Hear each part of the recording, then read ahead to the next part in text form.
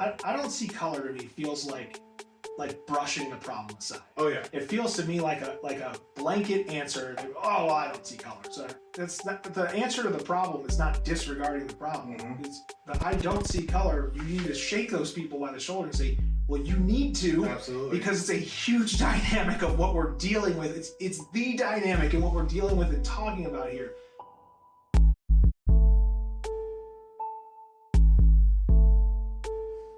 Welcome back to Authentic on Air with Bruce Alexander. I'm your host, Bruce Alexander. I'm a little intimidated as I sit here today because my guest is literally on air, live in front of hundreds of thousands on OKC's Fox News. Well, my on air consists of 13 of my closest friends and acquaintances running up my download numbers on different podcast platforms. Adam King is here to critique my interview technique after today's reflection. How do you handle the success of someone also doing whatever it is you want to be successful at? Are you tempted to intimidate them? Are you jealous of their success? It took me over 35 years to stop playing the zero-sum game. Are you appreciating others' talents and successes, knowing that it does not take anything away from you? Well, unless you are trying to be them, that position is already filled. However, the authentic you will find room in an audience wherever you put your heart. While you mull that over, as always, I am genuinely interested and would love to hear any interesting, surprising, or revelational insights uncovered. So you can hit me up on Instagram, Facebook, Threads, or LinkedIn at Authentic Identity Management. Adam King recently made the big transition to evening news anchor for the KOKH Fox 23 News family. I personally am not a news watcher, but I really respect the role of the noble local news reporter. Not all of them fit that description. My guest today instantly struck me as a genuine person and has yet to disappoint on that front. In a world where a high priority is placed on pearly whites and slender frames, it would not be hard to be ugly on the inside. Not Adam, though. He is as handsome on the inside as well as the out. Please welcome to the show, Adam King. Welcome, Adam. Man, I feel like I had to do a better job. Well, this is going to be like the same thing that it was the last 3 or 4 times. We're just flipping it around. Right? Instead of me coming to you with a fistful of questions, we're just going to flip it around. It's going to be all right, man. Yeah, I'm already less intimidated because you're such a nice guy. That makes it a lot easier. You could come in here and have this haughty air about you because you do an important job. But that's the appeal of stuff like this, right? We always try to go for that vibe. I've never been like I've never felt like an important person. I don't know if that's the right way to put it, but I just like when people talk to me right now like this, I want them to feel that way when we're talking on the air. Like my whole thing has always been like, I'm going to be the guys you want to come talk to me and hear from me because I'm talking to you like we were sitting in the garage or sitting in the living room, like having a drink and just talking about what's going on. Where does that come from for you? Like, is that something you always had in your heart? I think it's just been, I think it's just the big part of that to me is when someone's turning it on or not being them, you can tell. I mean, it shines through. And like, I think if you flipped through, maybe Oklahoma City's not a huge example of it because I think everybody does a pretty good job of it here, but you can kind of tell, like if you're getting somebody, even if you just were out in public and you like see somebody, hey, what's going on? You can easily it's like the sniff test, right? Like if something's going on with you, like I can smell it, I can feel it. And I don't ever want people to feel that way. Sometimes you got to talk about tough stuff. It's like evening news or morning news. Like it's not all happy. People attest to that. So you got to try to at least make them as comfortable as you can. Yeah, absolutely. So is that depiction I gave in the intro, is that still true? They still have a high priority on the looks of the reporters? I'd say it definitely matters, more so than you'd like to admit. I think the pressure of that does not come from the stations themselves, unless you're going to make like a major wholesale change. But then I think it'd be like courtesy to like, hey, like I'm going to come in tomorrow night. I'm going to dye my hair blonde. Like I am. Like I think we should probably talk about that first. But no, I think the pressure, honestly, now is more internal from the people themselves, which has been an interesting shift because I think maybe so I've been doing this for like 10 years. I think even a little bit when I started, you could tell a little bit like, because we're all human, right? So we get into the room, we look around, and I think as we've moved away from that further on, as we get, further and further down the line, I think people have had a better understanding. They understand some of the pressure that can come with that, but I still think the pressure is more from people internally. But that's a problem I don't think is solemn to news, right? I think that's with everybody, right? Everybody fights that battle. Definitely. And we're going to talk about that a little bit today, but you don't see a lot of plus size anchors.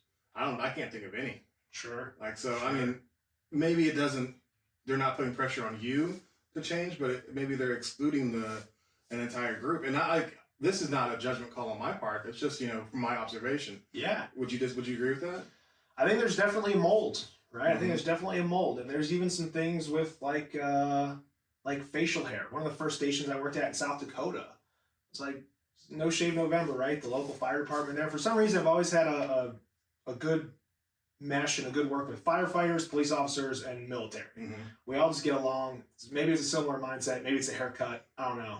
You look like you fit right in. You slide right into any of those and totally fit. Every time I check out the grocery stores, military discount, no, but thank you. I'm honored you'd even ask. Yeah. But so I was gonna do the No Shave November with the fire department. We're gonna make a whole thing of it. 2 days in, maybe I'm starting to get a little scruffy. It doesn't take me long to get like a 5 o'clock shadow going. Right. And boss calls me into his office. Says, "Hey man, I don't know what we got going on here, but we're gonna have to get rid of that." We know that apparently, if a person shows up on air with facial hair in specific ways, they're deemed to be less trustworthy.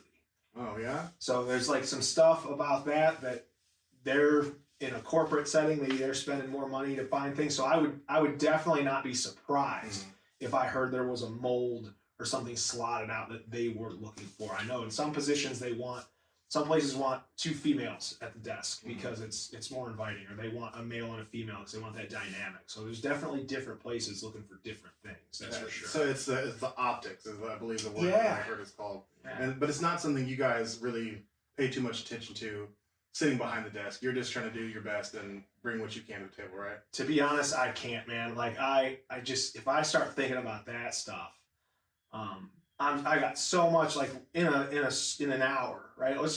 We're usually doing 2.5 hours a day. The morning folks are 4 hours straight, right? In just an hour of that, we've got anywhere from 100, maybe 120 pieces of news we're trying to bring you. Everyone averages about 30 to 45 seconds, maybe more, maybe less. And if I start thinking about like what is going on, I'm not going to be able to connect. I'm not going to be able to do the job that I've got to do. So I'll take 10 minutes, 15 minutes before, I'll get dressed, make sure all my suit looks good, all that stuff. I'll do a little bit of makeup, do it on my own. It's like number one question I get in my life is, do you do your own makeup? Like, yeah, man. Been doing it for 10 years, getting pretty good at it. But once I do my final check, it is business time. And as a male in that industry, I'm very lucky with that and very grateful for that. There's not a lot of check-ins that I have to do or checkups that I have to do, whereas like the female co-anchors that I've worked with throughout my entire career, right? They probably focus on that just a little bit more, because I think too, a lot of the messages and things they get are more centered towards stuff like that sometimes. Right. So with that, having to remove yourself from the tiny thoughts and all that stuff, is it difficult to bring yourself to camera, and actually deliver an authentic you to the audience? It was at first, and I think especially if you watch the first week that I just did on this evening side, right? I'm working with Jack and Wendy. I mean, Wendy's the best investigative reporter in Oklahoma City right now. I mean, she's doing stuff and getting into behind the scenes of stuff that people aren't even thinking about and talking about. Then she'll bring it up. It's a big deal. So it's kind of intimidating. Right. You can get in there. And I went from the morning group where I was the king of the castle and driving the boat here. If stuff was going wrong, I was the one who was kind of dispersing and telling people what to do. You get a little tight, right? Because you're I got to stand next to this. I got to stand up and stand next to this kind of titan here that's doing amazing things. But I think what you just really do is you take a deep breath. And if you can realize what you're reading, if you're reading off a teleprompter and you can realize what you're reading and the significance, what it means to people as you're reading it, I think that's the key. Because if there's something about a family where their son got shot in the middle of the street, you need to deliver that in a way, if I knew you for 20 years and I was oh my gosh, I just heard about you, that's how you got to talk about it. So I think it's as simple but as complicated as understanding the impact of what you're saying. Right. If you're like, oh, so and so's coming out with a new fit, like, yeah, you can like let it fly a little bit because it's not.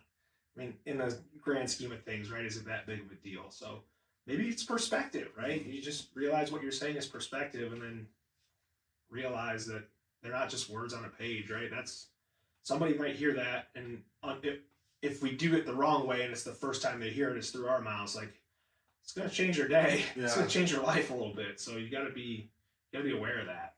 And I think that speaks to who you are as a person, is that you're not worried about how you look. You're worried about how people are receiving the information. And so because you care about how they're receiving the information, that helps you step outside of how I feel delivering this, right? I feel similar as I sit here talking to you. I really want to deliver my audience a good conversation. So if I'm sitting here thinking about, like, is he thinking about, how stupid this sounds? Is my audience worried about my voice sounding weird? If I start getting into all that stuff, all my fears and doubts, I'm not going to be able to do that, right? So I care about a good conversation, asking smart questions, trying to get, following the conversation where it's going, being here in the conversation. And I think it helps so much to get outside of the thoughts about yourself, because honestly, nobody is as concerned with you as you are. Yeah, right? Yeah. The people who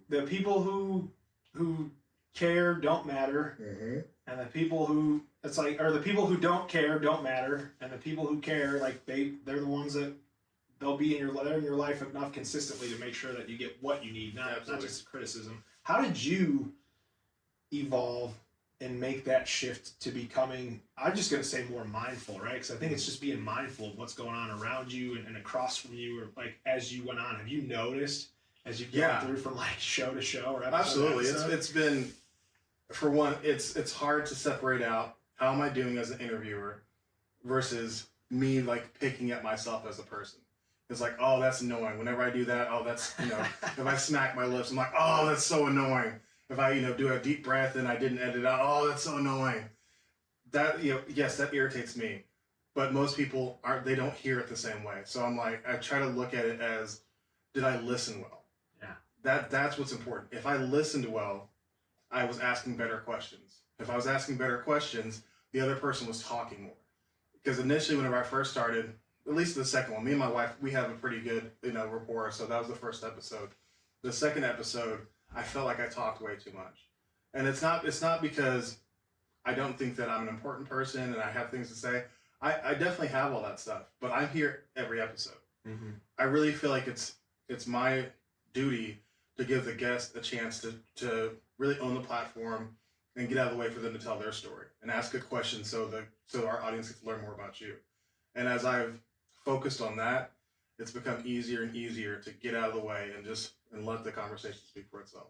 Man, that's a cool evolution, right? As you feel that out, as you get going, you're like, man, it is really self-aware, really fast. Even just like watching a couple pieces of tape or like watching a couple of them back, you go, man. I have to evolve fast because I don't want to listen to myself. I'm like, you better fix this, or else you're gonna have to listen to this until you fix it. I'm like, you better fix it. Like, I was like, oh, my voice, it's so cringy. But other people like it, so I'm gonna keep doing it. Yeah, that's everybody, right? Like everybody hears their voice or whatever for the first time. They go, "Oh my gosh, is that me?" Oh, you. Yeah, that's very. I appreciate the compliment though. Oh yeah. So let's go back a little bit. For people who don't watch the news, can you tell our listeners who aren't familiar with you, in your own words, who you are, what you spend your days doing, and why you think I invited you to be a guest on the show today? Oh man, here we go. We'll try to get inside your head a little bit. Well, I think I'm just a guy, man. I don't know. We kind of already talked about it a little bit, but I'm not any different from anybody else that you see at the grocery store on the street or anybody that you're talking to. I'm just your neighbor. Like, I'm just another guy. I got lucky enough to get a job where I get to have a little bit of a platform and a little bit of reach, but I'm just a guy, right? And I think some of that other stuff too is goes just to show it. So I got you get into a pretty like almost structured and pretty set routine, but spent a lot of time like physical fitness has been a big part of my life, whether it's been my own or helping others through it. So I do a lot of work as a personal trainer and CrossFit coach in every city that I've been to. And I do everything with people who just want to get healthy and move a little bit better, want to play with their grandkids, or like really high level athletes that want to compete on a really big stage. And I think that's given a lot of perspective too, right? Because you get to see all the ends of the spectrum. It's really fun to watch somebody do something at a high level, but it's so much more rewarding to hear from somebody who's 60, 70 years old to be like, hey, my grandkid wanted me to pick him up and I could do it without my back hurting, which is really cool. So I spend a lot of time when I'm not at work doing that. Like that's before I go into the office today. That's where I'm going today. And it's a different way to give back, but it's a fun way to give. It's something that you can see the change, right? So sometimes with, you give $20 to some kind of foundation or charity or something, you don't see it. But this is kind of a way you can give back and see every day. So I try to, give back a little bit through what I do for work. And then when I'm not working, I'm kind of working on trying to help some other folks kind of keep it going. Right. So I was at, you talked about physical fitness. Whenever I was, my fittest, I still really hated myself because all of my connection to working out was motivated by guilt and shame and fear, right? What motivates you staying in the gym? Like I've researched your career, and like you said, everywhere that you've been at different gyms, being a trainer, a coach. Like what motivates that for you? So we have something within coaches that we just call the aha moment, where you get somebody going and it just clicks, right? You're gonna tell them, hey, you're talking to people who maybe aren't really physically aware all the time. So we try to keep things really simple. We tell you like a body part in a direction. I want you to take this knee and move it this way, or this thing move this way. Because that, okay, I kind of figure that out. And then you can start to see things click, and not just when you talk to them in the gym, but when they get done. So every time somebody comes to me, the first 10 minutes of a 45-minute whatever, we're just going to talk about what's going on with life, how are things feeling. And it's just seeing the excitement in people that things are going well and getting better, that it just, man, it's the most amazing thing you can feel, like to get excited for somebody else. I've always been a guy who takes the energy of the room and then kind of multiplies it, right? So if I'm in a room with a bunch of people, I'm going to like, yes, all right, cool, let's go. I'm going to be popping around, buzzing around. And then if I'm in one that's kind of tense or something like that, I go, whoa, okay, like what are we doing here? What do we got to figure out? So the motivation for me is to get the excitement and the positivity from people, and then sort of selfishly, right? Like you get to ride that wave with them. I don't need to be in the driver's seat. I've had my time and had a lot of fun and got to go a lot of places and accomplish a lot of stuff in that realm. But I definitely like want to ride shotgun. Like I want to be there for it. I want to be a part of it. I want to be the first person that's like, oh, this thing happened. That's awesome. And like a hug and a high five. So that's why you coach, right? Yeah. What about why do you work out? Because I've seen you hitting it before. We used to go to the same gym, and you get after it. Yeah. Man, at this point, let's see. I started. Let's try to figure this out. So I was always a hockey player.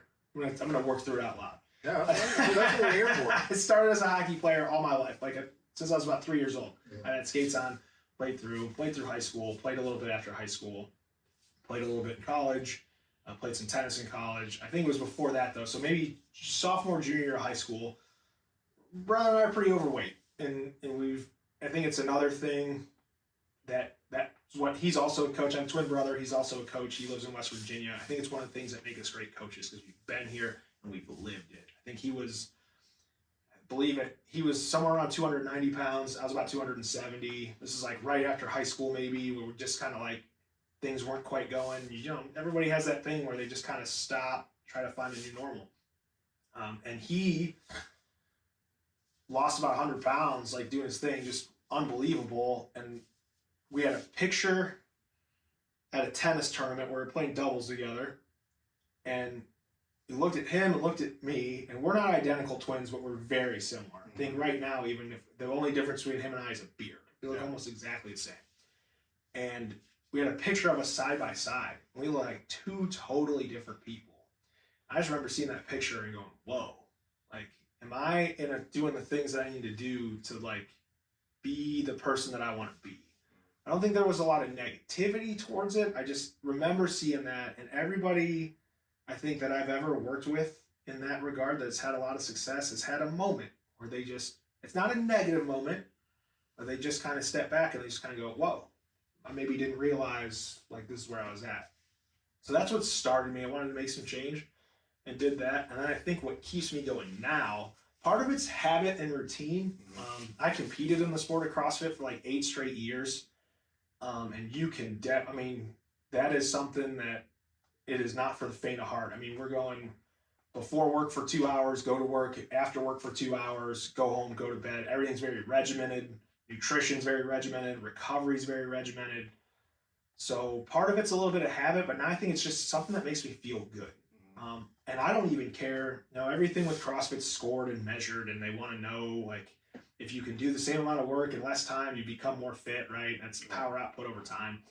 But I don't even keep track of my scores anymore. I just go in and I work hard and kind of move around and have some fun. And some days I like really get after it because I'm feeling good and my knees don't hurt. Yeah. And I have other days where I'm like, you know what? Like, this is enough for today. It's been 103 degrees out for the past 4 days. I think I'm okay. I think we got it. So it has taken some time to find balance, especially comparing.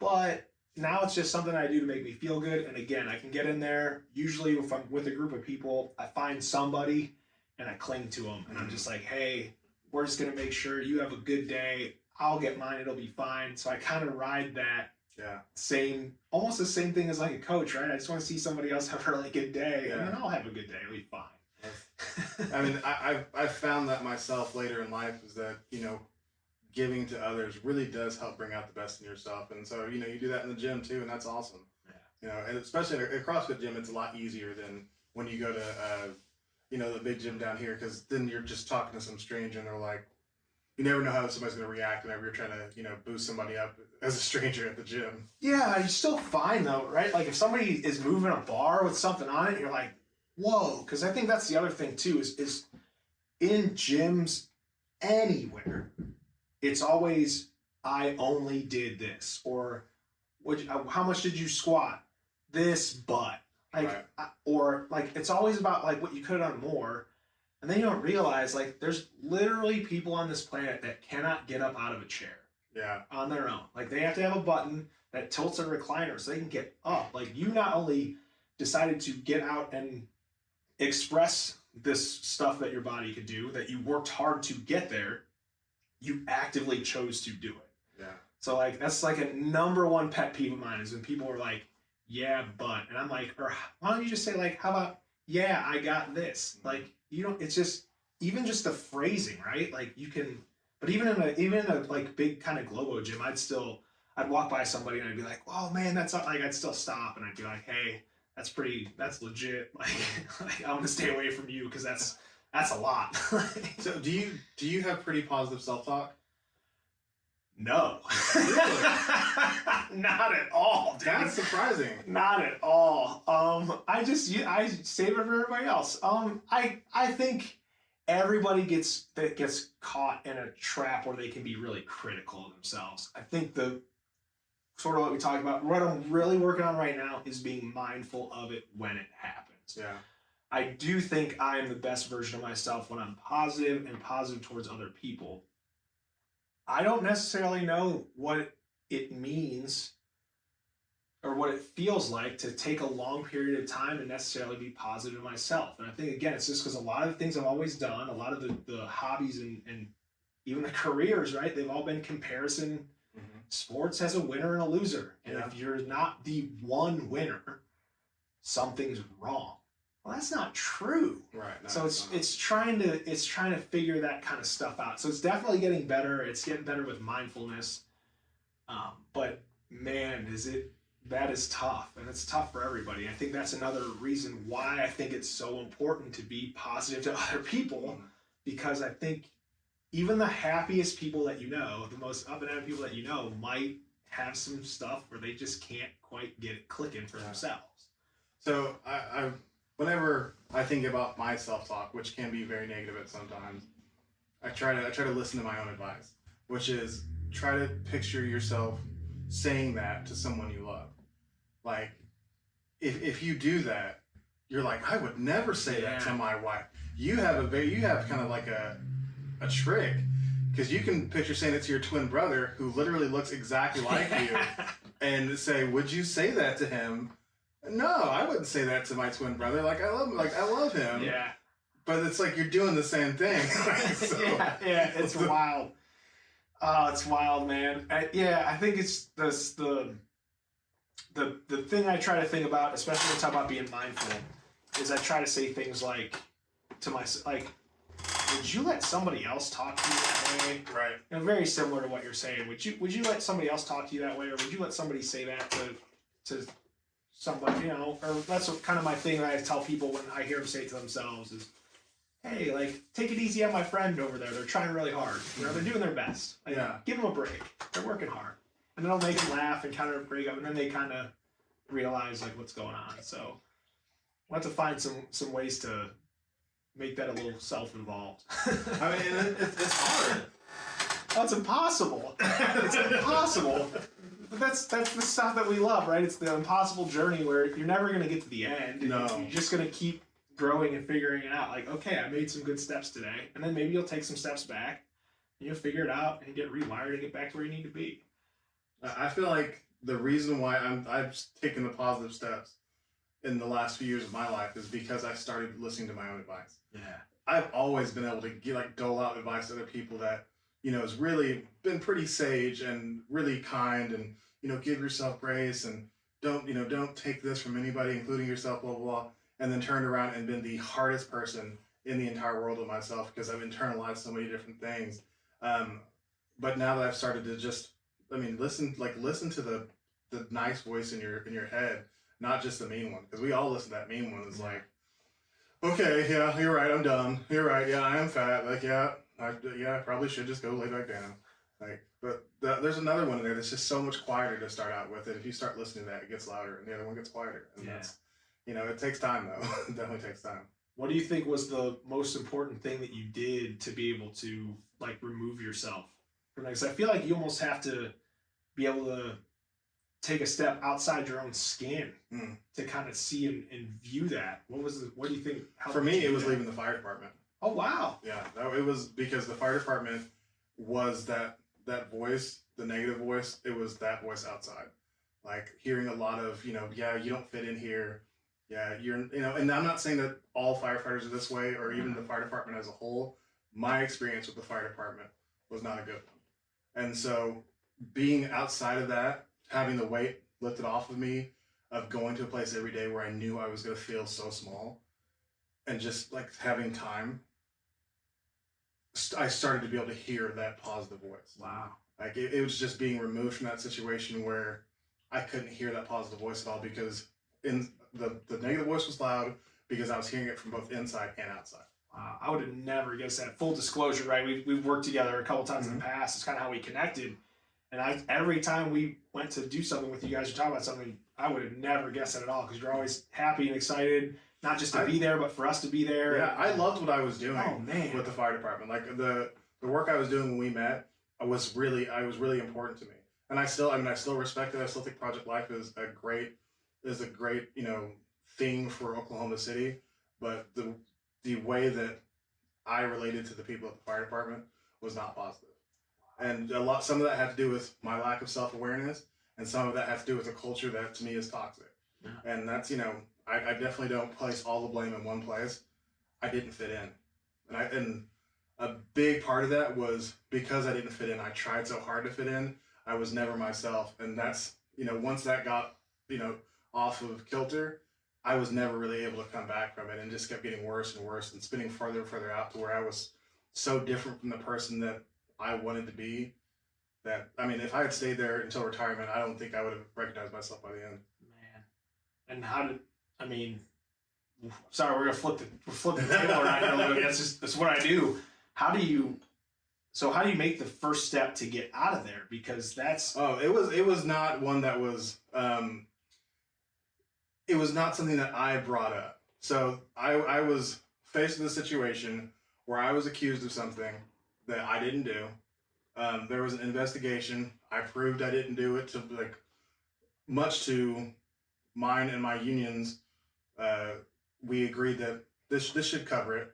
They said, no, we still think you did it. I could have fought it. It would have taken up to a year and a half, 2 years.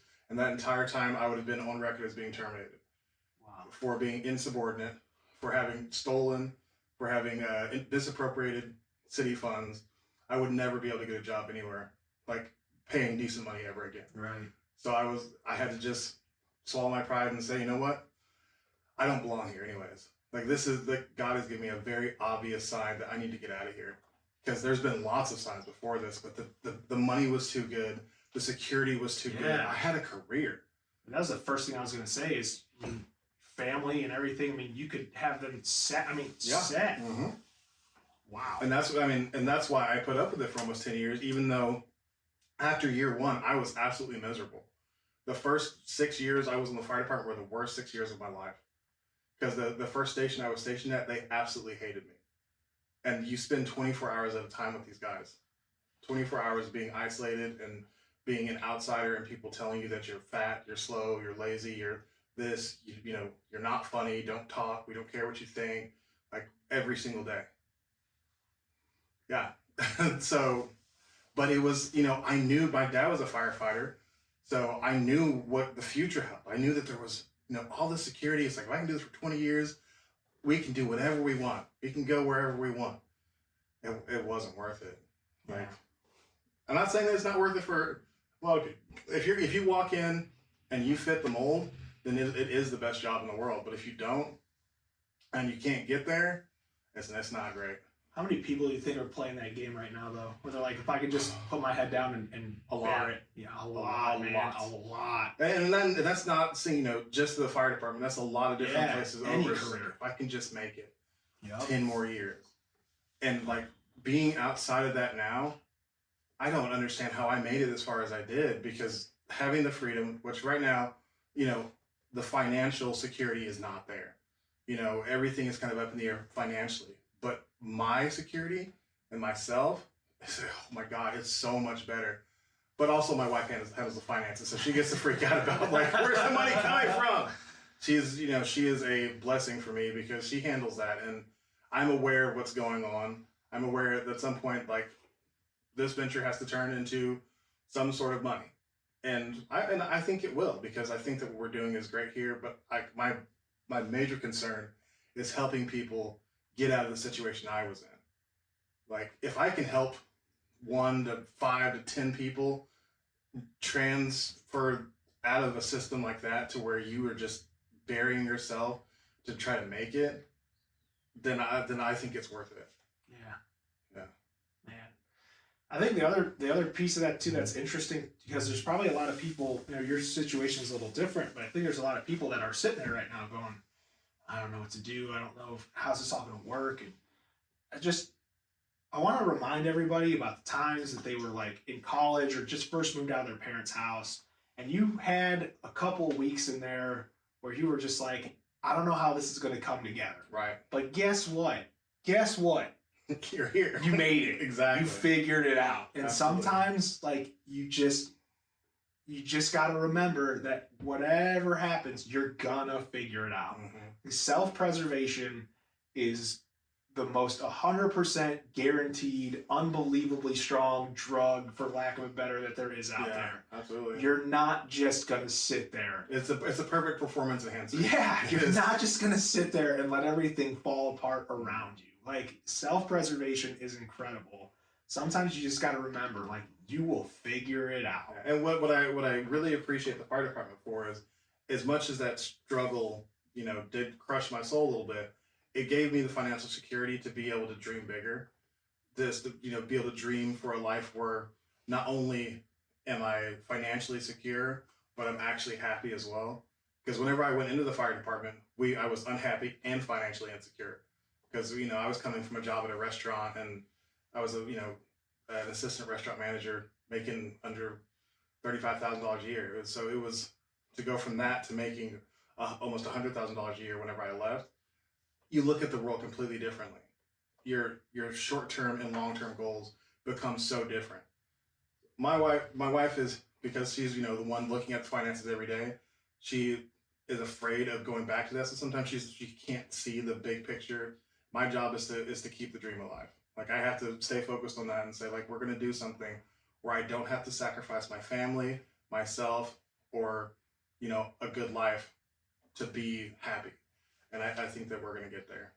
Oh yeah. And with you, man, I don't think I've ever seen a part of you that's not constantly venturing for that. Because whether it was, after we got going, you're taking classes, doing stuff that makes you happy, whether it's the drawing, and again, like the stuff that you pour yourself into, you can tell you can't help but get good at it or get better at it because you're just all in. Thank you. And I definitely, that is something I kind of attribute to my ADHD, is that I don't have a choice. Like, whenever I like this, let's go all in. We're gonna do this for 4 more hours. Exactly. I was so I started doing the podcasting, and once I got going, I just wanted to record as many episodes as possible, because we're gonna move in a month and a half or 2 months or so, and during that time, I don't know what it's going to look like to try to record a podcast. Yeah. So I was like, I want to be able to continue going for a month at least without recording anything new. So I was like, let's just get as many recorded. And I was doing recording, editing, artwork for the covers, YouTube videos, all this stuff, without really ever having looked at what I was doing. So I made a workflow of post-production, like just after I've recorded everything I do. And I was like, I do this for every video, and it didn't feel like it, because I'm just in. I just want to do it, and it was kind of scary once I looked at it, and it was a workflow that was like this long. I was like, wow, that's a lot of stuff. Like, don't think about this too hard. Just keep going. Just keep doing it. Stay in it, dude. And hire some more people as soon as you can. Hello, authentic audience. I hope you're enjoying today's episode with Adam King. I really loved getting this seasoned storyteller and investigator in the hot seat. It only gets better as we find our rhythm. Check back in Thursday when episode 13, Black Men Don't Do Yoga, Making Tough Decisions and Setting Hard Boundaries with Ramsey Zamoon, hits the airwaves. I sit down with comedic yoga practitioner, veteran, and Black expat Amun Ramses to discuss how his authentic journey was shaped by his military experience, American expectations of Black men, massive weight loss, the end of his marriage, and his introduction to yoga, and much more. This is a conversation you will not want to miss, as I am challenged to embrace a unique and unfamiliar perspective, and I ask Amun to answer some hard questions and be vulnerable as we dig deep into his story. Also check out episode 11, We're All the Hats, How to Competently Embrace the Many Roles That Come with Cultural Consciousness, with Robert Ruiz, for a really unique perspective on authenticity that we have never had on this show. And that's provided by the dynamic community builder and mariachi musician. Now let's get back to this great conversation with Adam King. Well, let's get off of me, because as much as I do enjoy talking about myself, that's my bad, man. It's okay. I try not to resist the conversation. Like, I want to follow where it's going to go. But you mentioned briefly about being a twin. A lot of the twins I've ever known, it is a big part of their identity to have been a twin. Is that something that you identify with? And you had also talked about developing, for one, because he had, made a pretty significant change. Is that something that you struggle with? Is that kind of going your own way because now you're doing something different than your twin? Oh, man. So I do gotta say, I have an older sister. She's a year older than us. She's awesome. She's a teacher at a charter school in Columbus, Ohio. So she's doing some really important work, helping some kids out there. So she's a big part of this too. But I do think, as far as being a twin goes, he is undoubtedly the best friend I've ever had and will ever have. I talk to that dude every day. Said, I'm here. He's in West Virginia. We talk every single day. Sometimes it's text messages. Sometimes it's like getting on an Xbox and just kind of messing around. We were absolute. It's sort of like the movie Step Brothers, dude. We were like enemies, like blood feud. What? Romeo and Juliet enemies till about like sophomore year of high school, maybe. And we just kind of figured out, like, hey, this is going to be a lot better if we do this like on the same team. Right. And then ever since then, it's just like we just had the moment where like we were fighting in the front yard and like in the movie, they swung the bike at each other and they just knocked him in the head at just the right time. And it just, I don't know what our moment like that was, but it just clicked. And ever since then, so I don't think that I would be anywhere near what I am, who I am, what I'm doing in any facet of my life without that dude. Just being able to talk to him every day. If he's having a tough time or I'm having a tough time, you've instantly got a judgment-free soundboard to throw that off of. Hey, I'm thinking about doing this. Do you think this is even the right call? And he'll say, "Look, man, I don't know anything about it, but this is what it looks like from where I'm sitting." And he just, I don't know. I think the one thing that people will never understand about being a twin, because it will be a part of my identity because he's such an ingrained part of my life, is that no one, and it's kind of sad, but I don't think anyone will ever have as good of a friend or as close of a friend in their life as I do. Right? And I think that's something that I wish everybody would get the chance to have in their life. I mean, I'm 35 years old. I've had literally my best friend. Just didn't know it since for every second that I've been alive. Yeah. He's been right there. And so it's a pretty deep, pretty tight bond, you know? It's just really cool. So it's just something I wish people could understand. They just never will. What do you think makes that friendship so special? Is it the proximity in time, or is it the fact that you shared a womb, or is it, I mean, is there really that thing that exists between you two where sometimes the words don't need to be said? 100%. Not only is there shorthand, there's just facial features, eye gestures. Yeah, and I think what makes it so close is probably a little bit of proximity, right? Like we just had all that time where we've been right next to each other. I think a little bit of it is shared trauma. I think that's a really thing where you can, not that either of us have had a crazy grind of a life. Our parents are incredible. We've both worked really hard, which is a great phrase, right? I worked hard. If you ask everybody, they'll tell you they worked hard. But like when we went through lows in life, we didn't go through them alone. We went through them together. So through some vulnerability there and that shared trauma, I've seen him in his lowest.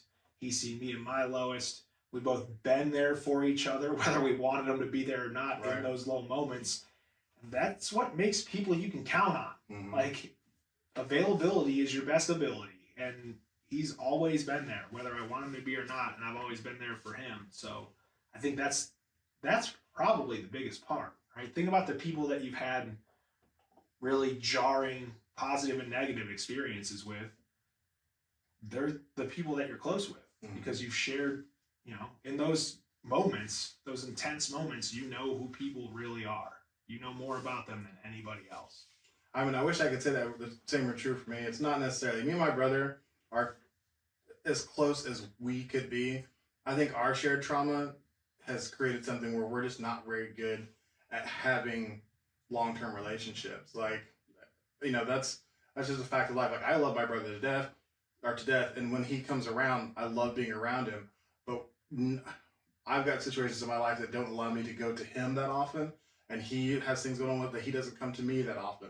And neither one of us is great at being on the phone. And so we don't talk that often. And that's, you know, it's unfortunate, but I have found other friends who have, you know, been a good job to proxy that. And he's always welcome in my life. It's just like, I'm not that great at keeping up with relationships. And I really wish I was. Like, I wish I was the person who was able to pick up the slack whenever somebody didn't call for a couple of weeks, but I'm not, and I'm working on it. Like, I'm not going to say that's just how I am. Well, it's how I am. It's not how I want to be. So I'm working on it. And especially if we're moving from Oklahoma City, where I've got so many friends who are important to me, I'm going to have to get better at it. Yeah. Like, or else I'm just going to be, you know, which my family is super important. I'd be okay being alone with just my family, but then my kids are going to move out at some point, and if I don't figure it out, then I'm not going to be close to them either. And that's terrifying. Yeah. So, you know, you got to fix it. Is it a anxiety of like making the first move? What? There's definitely some anxiety there. There's the time that lays dormant. The tension just builds for me. Yeah. It's like, so if I see somebody every week, there's no tension. If I see him every month, there's a little bit of tension. If I see him every 6 months, there's a lot of tension. Like, you know, and it builds up. And my brother used to, like, whenever he was in the military, he'd come back and he'd stay with me. Like, wherever he was, he'd come back and stay for a week or whatever. And that's when we always used to reset, and then things would be good. Well, then he stopped, touring and stuff because that's what you do. And he got married, and he stopped coming to stay with me, and that was like the pattern. And then I never did anything to repair that pattern. Yeah. And so then the time just grew and grew. So it's like all that tension, which is, it's not really bad between us. It's just now I'm like, I call, what are we going to talk about? I think so much about it. It's way overanalyzing about it. It's like, you're just going to say hi and just check on people, but I still don't do it. Like, I talked to him recently, so tension's low. Yeah. I should call again while the tension's still low. So, being actively aware of that and trying to continue improving on all these different fronts, Yeah, vibes are high right now. Vibes are high. Vibes it's like are a high. flag or something, like high vibe day. Just a graph on a chart. As you can see, vibes have never been higher. We're at an all-time. That's so interesting. So when you go to do, I've always been a guy who, at least trying to be self-aware, if something makes me uncomfortable, it's usually a red flag or a sign to me that I need to spend more time there, or like doing it, right? So when I started working in news too, especially like my first job in South Dakota, I packed everything in my car that I owned, which was not a lot. Drove a Ford Fusion, shout out, and I drove 23 hours west. It was literally Highway 90 west, and it took me from just outside of Cleveland, Ohio, all the way to Rapid City, South Dakota. And the number one thing I did not want to do when I was there was essentially cold call. Like, hey, we think we got this story. Adam, you're on it. Go figure it out. And the first thing you have to do is like call these random strangers. Right. Hated it. To this day, depending on the story, least favorite thing in my life. Like, you are more likely to get an email from me that's like, hey, what's going on? Because it's, to me, a little less confrontational, even though there's no tone that gets conveyed through an email. But I was like, okay, you got to just start making these calls. You got to figure this thing out, because like, this is your job. Like, if it's the one thing you don't like about your job, you just have to get comfortable. So is that like a way that you go to solve some of those things that bring you tension, is to spend more time in the discomfort? Or I'm definitely not a person who is averse to that discomfort. It has more to do with like the active discomforts versus the passive discomfort. Got it. And those relationships can be the passive discomfort. And so I put them away to handle the active discomforts and the active excitements. Like, so it's like this podcast, active excitement, love it. And there's a lot of active discomforts that come with it. Reaching out to people, talking about it all the time, trying to, get people to listen. There's so many things that I'm afraid are going to be taken the wrong way, because it's like me. But when it's really just like, listen to the conversation, but I'm dealing with that all the time. And before that, it was school. And before that, it was, studying for driver. And so there's all these active discomforts that I'm constantly moving from. And my wife tells me that I just never sit still long enough to really sit with myself. And she's probably right to a degree, but at the same time, I am evolving in so many other ways. But there's definitely this part of me that's being ignored. That I probably should, and likely will, now that it's been said. Now it's an active discomfort. Yes. So now I have to spend some time with it, and I need to get better at my relationship management skills and dealing with that discomfort of not calling people because, it's been too long. Yeah, so anybody who gets a phone call the next 2 weeks, brought to you by this podcast. Well, by the time this one comes out, hopefully it'll be like inset long enough so they won't know it was them. There you go. You had no idea that I was on the outs with you. We just decided, you know what? We're gonna patch this up really quick before people start talking. Yes, exactly. People out here are starting to murmur a little bit. They're starting to say some stuff. So, like, that brings me back to talking about your brother and that twinness. Do you ever feel a responsibility to maintain a certain degree of sameness so you don't like outpace your brother, or you don't change too much? No, man, because our trajectories are so different. Yeah. They're so different. And he's always kind of done his own thing. I think it's always something I've admired about him. He's never really cared. I don't know if that's the nicest way to say it, but he's kind of never really cared. He was going to do the stuff that he wanted to do, and he knew everybody was going to be cool with it. Maybe they like throw a fit about it or make a big stink about it in the moment, but then when they realize he's doing what he wants to do and he's good at it, like everybody's cool. So I don't ever feel like it's this game that we're keeping up to. I think the other part of that too is that he's just so cool about it. When something good happens to me, he's the first person I talk to about it, and he's like, dude, that's amazing. When something good happens to him, he does the same thing, and I'm just as excited for him. So I don't think I think we kind of see it as like a rising tide kind of thing. I think if he's doing well, I'm doing well. If I'm doing well, he's doing well. I think we're legitimately feel like we are two people on the same team.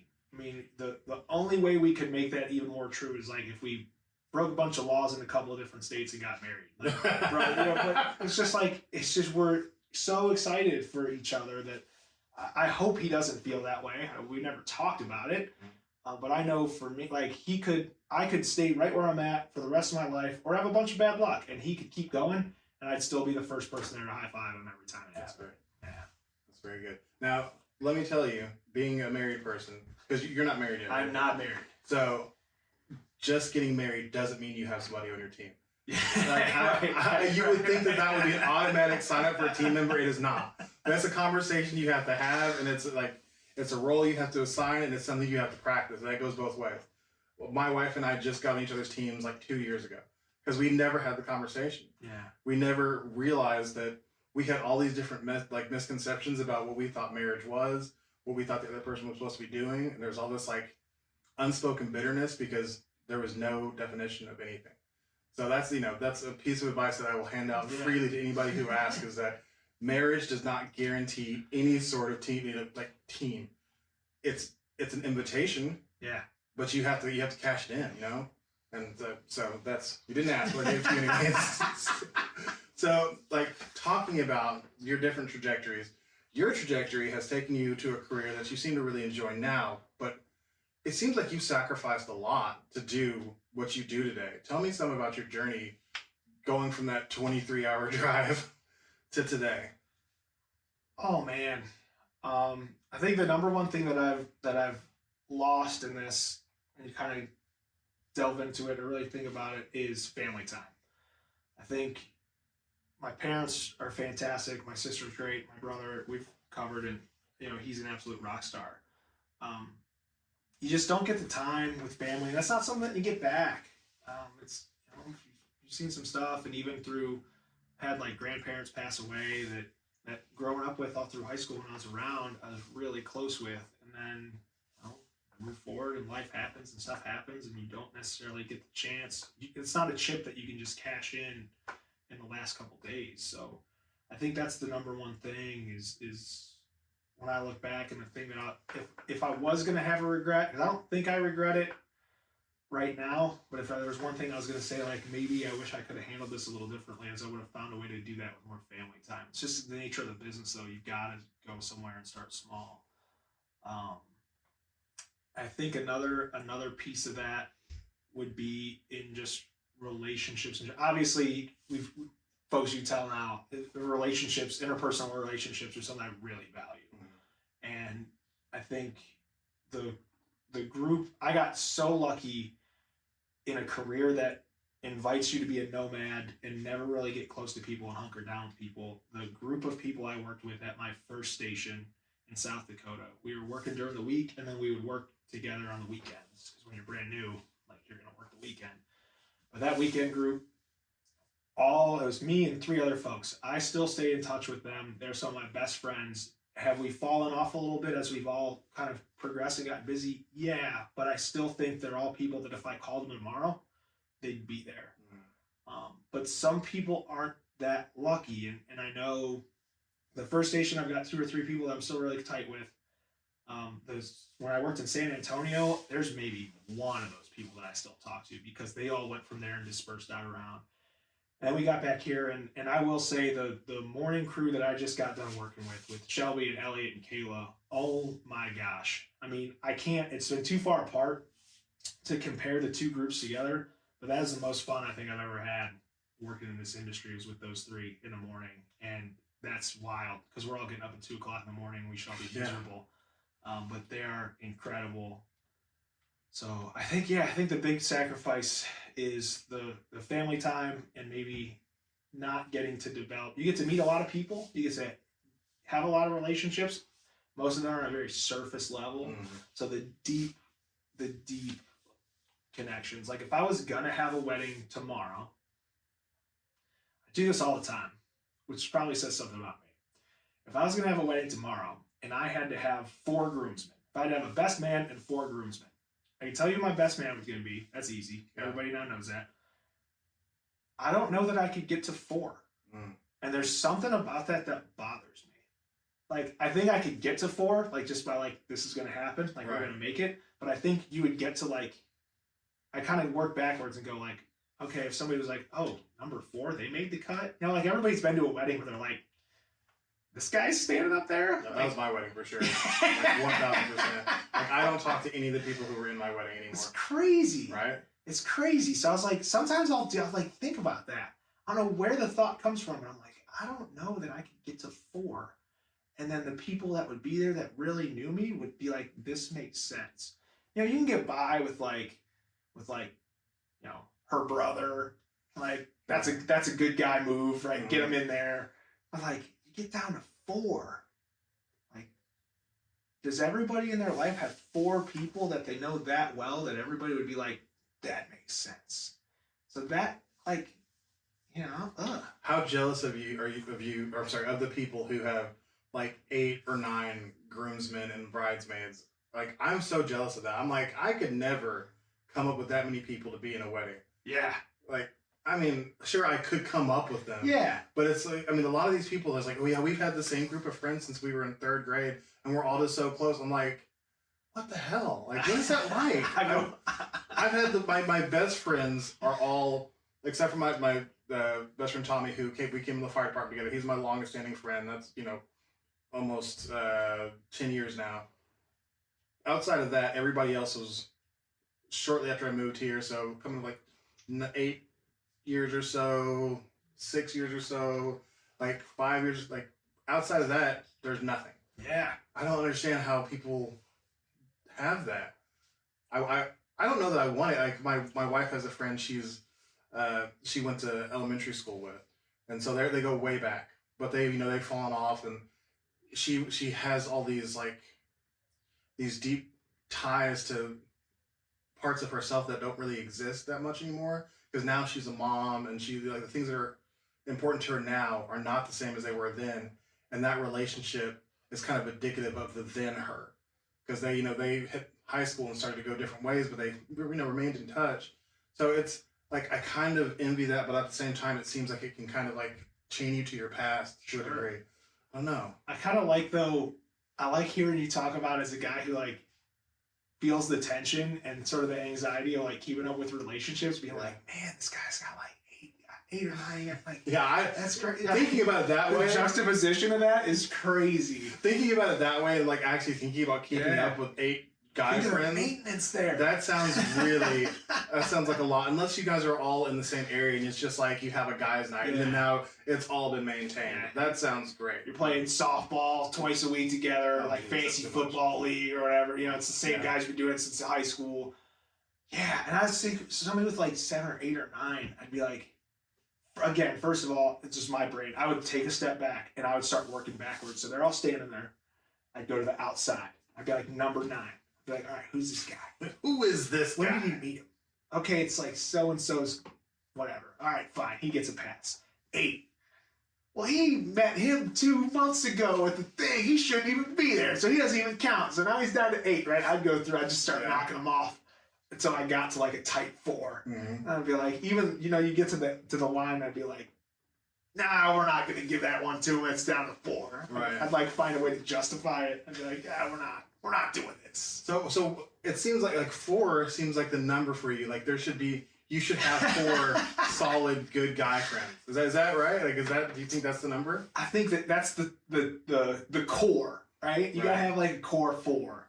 And then so it'd be like you and then 4 other guys, that makes 5, right? So you could all because then you're like, if you're gonna ride together in a car or an SUV, right? You can't really get outside of 5. Like, then you have a problem. So it's about efficiency. Yeah, you should have a car, like a sedan, maybe an SUV, You could like weasel a sixth one in there. If we're starting to get to like minivan status, let's go. Let's tighten this thing up.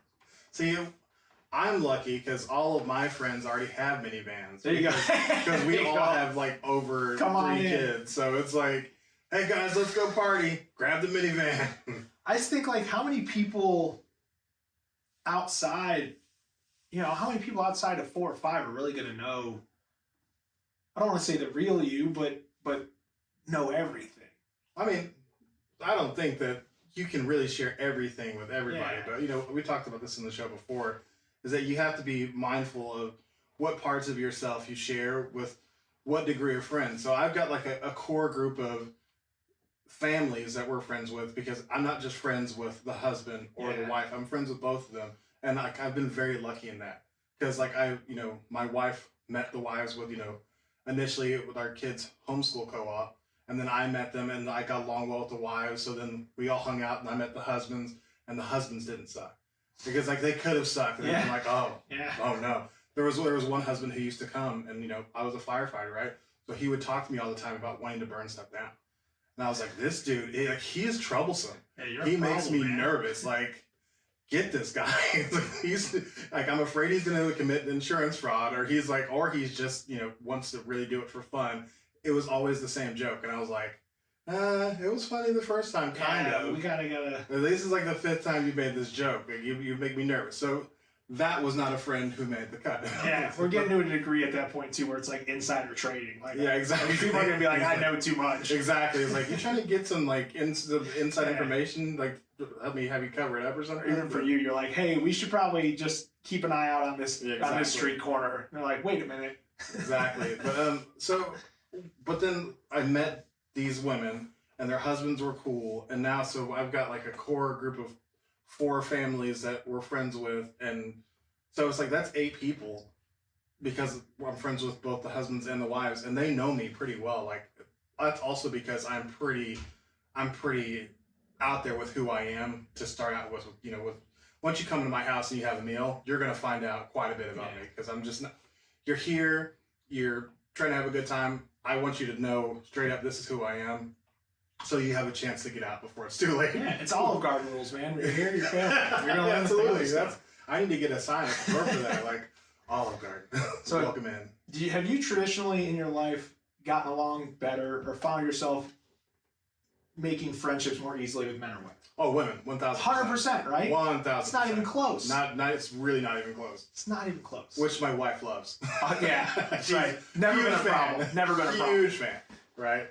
Oh, see, I wonder why that is too. I'm the same way. I know for me, it has been a lot about intimidation. And for one, people think I'm intimidating. Like, other men are intimidated by me, so they like attack me.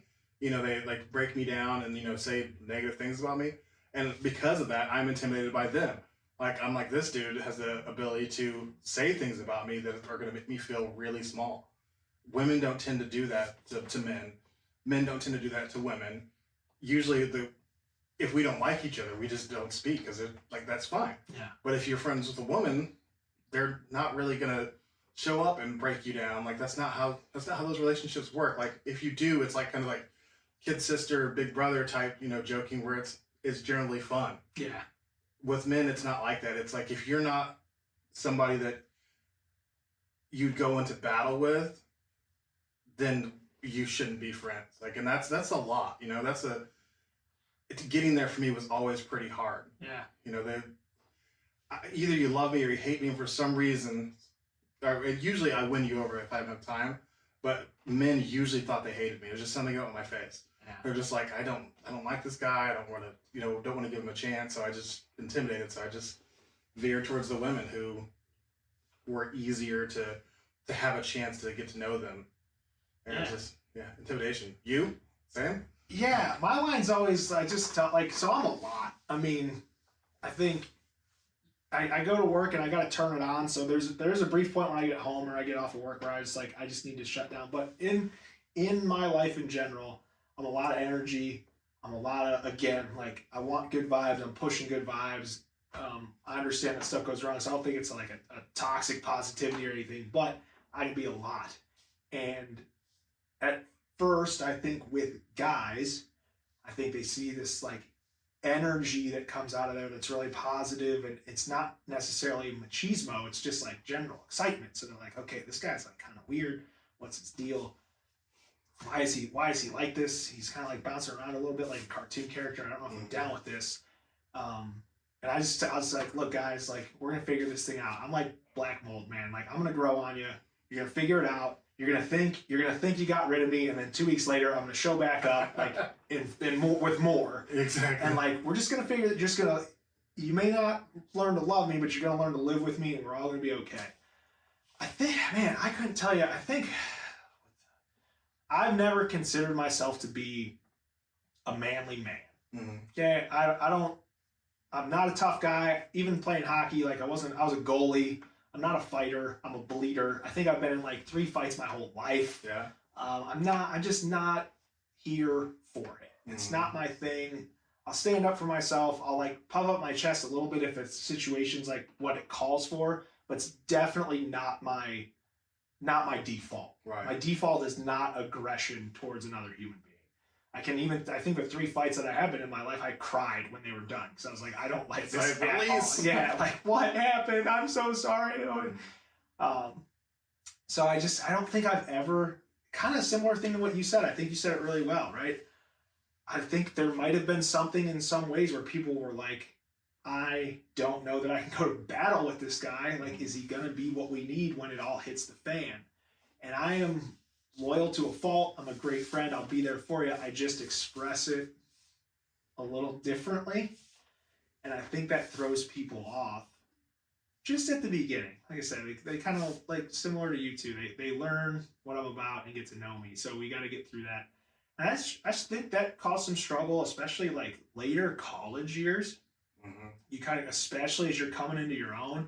I mean, I took the opportunity to go to college to like truly and really be myself. And I think when I went to South Dakota, I doubled down on that. I kind of said, like, I liked what happened here. I'm going to keep being what I am, and I'm not going to filter this for anybody anymore.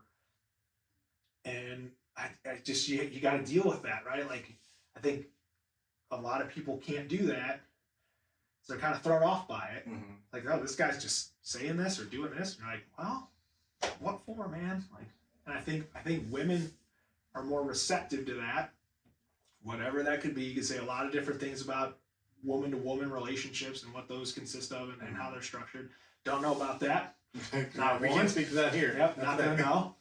But so sometimes there's a thought that maybe that straightforwardness and honesty and for lack of a better, unfiltered gets received well in a place where maybe filtration might be very common.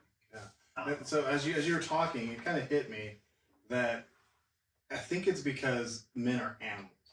Like we're basically the pack, and everything is filtered through that pack mentality. Whenever you come into a group of dudes, if they sniff you and you don't smell like them, they're gonna test you. And if they test you and you don't react like an alpha male, then you're a beta, and they don't want you.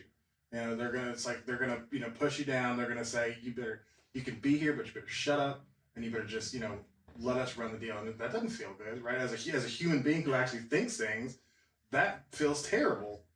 And you go to a woman and they don't sniff you, they talk to you. Yeah. And they ask you questions and you answer them and you're thoughtful about it and you're vulnerable and you share things and they say, oh, okay, interesting. And then they ask more questions and you feel accepted. And so then it's easier to continue being yourself. That's where it comes down to for me, is that one said, I know who you are already because I can smell it on you and I don't need to find out anything else. The other said, oh, tell me more. And I like the second one. I'm going to keep going with that. But like even the A-Team had Murdoch. even the Avengers had like Ant-Man. Like every even in like pop culture, right? Every group of alphas had at least one who was like, let's look at this a little bit differently. If you think about the guy groups that you've known in the past, wasn't that role already filled? That's true. Yeah, that's a good point. It's because there's always some kid who was somebody's little brother who was always around anyways. Yeah. And so they had to get to know him. Yeah. And they're like, you know what? This guy's annoying, but he keeps showing up. So he's going to be our He's going to be our Murdoch. He's going to be our Ant-Man. He's going to be a little weird guy. So it's like whenever I show up and I'm like, I'd like to be a weird guy. They're like, sorry, spot's taken. Yeah, seats taken. It's already filled and we don't want any more weird guys. Get out of here. Yeah, we've hit the quota. It's one. And we got one. We got and if the group gets bigger than that, then maybe we can get a second one, but there's a ratio here. We got to keep this thing tight. We got to scale properly. We only have 5 seats in the car. We're not we can't do it. Maybe you can ride on the roof if you're really. Yeah, we'll strap you down. You can. Oh my gosh, it's real nice. Yeah, so I mean, it's interesting to hear that experience from somebody else, and that's the beauty of this show is that you always think that you're going through all this stuff by yourself, and like nobody else has ever been through the pains I've been through. Well, going through the interviewing people in this show, thinking people have it together, thinking people are soaring high. Whatever, everybody has struggled through a lot of similarities in one way or another that you're not by yourself. Like, if you ever get into that way of thinking where it's like, I'm the only one dealing with this, it's never true. And that's, that's that negative voice in your head trying to make you feel alone, because isolation is the quickest way to break somebody down, right? Yeah, 100%. Man, deep stuff, right? I know. Some of it, like, I thought we were going to get, like, hey, you know what, deep stuff, but it's better than, like, congressional hearings about UFOs. Oh yeah, no, we're not going to go there on this show. Hopefully, ever. But as interesting as I think that stuff is, oh my gosh, I can't. Like the bandwidth it takes to get into the amount of deception that happens on just in the whole world is too much. I'll let you do that on the news. Like I'm going to let you guys. Break through these walls and find out. Let your investigative journalist get at that. I just want to talk about being who you are. Yeah, if your investigative journalism starts to involve congressional UFO hearings and whether it's a waste of tax dollars or not, then they might be missing some stuff on your home front. Oh my gosh. I don't feel like it's a waste of tax dollars though, because I want to know. But I want to know too, but just let them deal with it. Like we don't have to put a politician at the screws to be like, why are we talking about this? Let them do it, man. Just let them do it. That's never. Yeah, that's totally. Oh my gosh, I can't. That's it. Because otherwise, we're just gonna start rolling. Exactly. Before you know it, I'm gonna be in a whole different field. I'm gonna be in like politics, like a political podcast, and I'm like, wait, how did I get here? Somebody help me! help me, Joe Rogan. How did we get here? Oh my gosh. All right, I'm going to do a hard reset here. There it is. We had to do it. We had to get there. But I love Joe Rogan. He's a podcast hero. I love how his podcast, he can move from talking about the most intense thing to then, like I was watching him and Theo Vaughn talk about the most ridiculous conversations. It was a wasp ejaculating and exploding because of the heat. And this is like actually happening. Theo Vaughn said it, so it sounded like it was a joke. And he's like, no, look it up. Look it up, yeah. And he's like, Jamie, pull it up for us. Just like he would too. Hey, bro, look it up. And he did, and it was like, this is a real thing that's happening. But it was, he just navigates all these things, and it's all fun. And, I appreciate that he does it because I want to try to stay focused on the realm of being yourself. Because he's already doing that. Yeah. And certainly an art form. Exactly. It's definitely an art form, and he's got much more. He's more interesting at asking very interesting people. I want to start with everyday people, and so people can see themselves in my guest and can understand that they're not alone. Can you tell me a common misconception about the news or news reporters that is not true, and if there is one that is true? Can you speak to that as well? Yeah, I don't watch the news because it's all so bad. Mm-hmm. I love that. I love hearing that. I said, when was the last time that you watched the news? I'll concede the argument that a lot of it is bad. Mm-hmm. And there's two routes that we can take on this. The route that I don't like is a little bit of shifting blame where it's when we put the good things on, you don't watch it. We've got a lot of years of research that shows the old adage in newsrooms for a long time there in the late 80s, early 90s was, if it bleeds, it leads. Yeah. That was a thing that was said that was that was something they said and didn't blink. Mm-hmm. That's crazy. Think about that compared to what we talked about with connecting with the impact of the things that we say and what it would have on someone's day if they heard it for the first time. Yeah. You turn on your television in 1995. At that point, the news is appointment television. You're going to sit down there, maybe with your family, and see what's happening in your city. And the first thing you get is like boom, boom, boom. So I totally understand why that would have the rap that it does. I just cannot stand that. I've made it a point since I've been in news to find positive stories to tell, whether it's through nonprofits or events that are going on, or just really cool stuff. Like it could be anything from any kind of fundraising that people have going on to kid who wins the mullet championship. I'm like, this is just cool, fun stuff to talk about. We just did one about Beat Baseball. They had the Beat Baseball World Series in Norman for anyone with visual impairments. Those dudes are getting after it. Yeah. They're crazy. So if anybody looks at that and sees those people having the best week of their life and tells you that's bad news, you're not watching, right? So that's definitely a misconception that we try to fight a lot. And I do think one of the things that does hold up is the idea of the watchdog. I think we, in our circles, we hold each other up, especially when they keep the people who are in charge accountable. For so much that we can see that does go on, and the stuff that they let us see, whether it's in meetings or board meetings or whatever, in any kind of, like a school board meeting, it's the first thing that sticks out in my mind. They always have that executive session, man. They always have those times where they shut the walls down and close things off, and that's your money. You're sitting in there, and when you pay your taxes, every time you get a paycheck and some of that money goes away, some of that money's going to them. And I think we really take pride in making sure that we can keep track of where that stuff's going, and that's going to the things that you want it to go to. If people are taking money and there's money from your taxes going to the jail and it's not being spent in a way that helps improve the jail or the conditions in the jail, then we want you to know about it. Or even if it's something that they spend money, anybody spends money on something where we think maybe it shouldn't be. Right. We're not going to tell you that it's bad, but we're going to tell you what's going on, and then you can see the impact of that through people's actions. So I think that the idea of the watchdog kind of mentality, keeping the powerful accountable, and making sure that the things that you want to happen with your leaders, a very old school, like pre-Constitution of the United States ideology there, right? Of checks and balances. We take that pretty seriously. That's good. Yeah, I mean, you answered that question very nicely.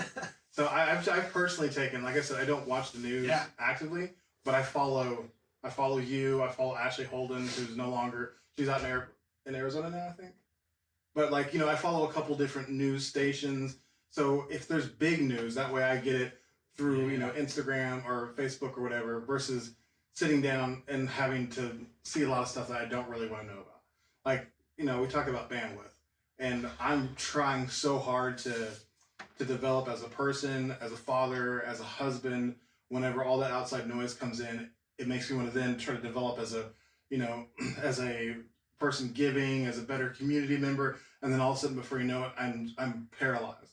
I'm not improving, doing anything.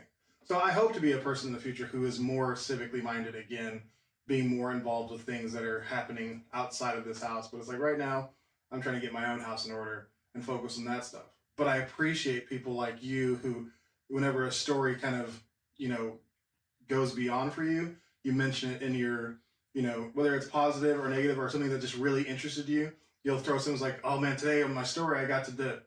Or, 7 years ago, I interviewed the Master Sergeant from Full Metal Jacket. Oh, man. Or, I love seeing that stuff. That is really interesting to me. So, can you tell me a story or two that, from your time doing this, that has really stuck with you and has kind of changed your perception of reality? Whoa. Oh, man. The ones that stick out. The first thing that comes to mind above and beyond everything is the Oklahoma Honor Flight. So again, every city I've worked in has been a military town. I'm not military myself. Grandfather on my mother's side was. One of the guys that was a role model for me growing up, his name was Carl Delau. He served in the 3rd Cavalry in World War II. Was one of the mounted police officers in Cleveland, Ohio. They actually made the movie Kill the Irishman, right? And he was one of the investigators that movie was based off of. Incredible guy. I've always held military in really high regard. I think it's just the way I was raised and the people I was around. So for the Oklahoma Honor Flight, they take a bunch of veterans from various different eras, and they put them on a plane, fly them out to Washington, D.C. They can see all the monuments. It's literally a 24-hour. We left Tuesday morning. We got back Tuesday night, right? So we go 24 hours, right? We'll stay there Monday night, leave Tuesday morning. But it's all guys who couldn't make the trip themselves. So they couldn't afford to. They've never been there. It's their first time getting to see these. So you get to see guys who served in Vietnam, go to the Vietnam Memorial, find somebody's name on the Vietnam Memorial, and then they'll take a piece of paper and a pencil or something, and they'll scratch the name onto a piece so they have that. And these guys, I mean, you're talking about some of the most rough and tumble dudes you've ever met. They just melt, man. And we followed a guy as he told us a story. Thankfully enough, he wanted to talk about it. There's some guys, we get to the stop, and they're like, hey, we're going to do Vietnam, South Korea. And they're Vietnam vets who are like, I'm not getting off this bus. I'm not going to see that memorial. These people couldn't give a rip about me and what we did. I'm not going, which I totally get. This guy was like, hey, I was a field medic, tried to help this guy. He didn't make it. I know he's on the wall. I got to go find his name. So we followed this guy through the whole day, went with him to the memorial, kept our good distance, right? Let him do his thing.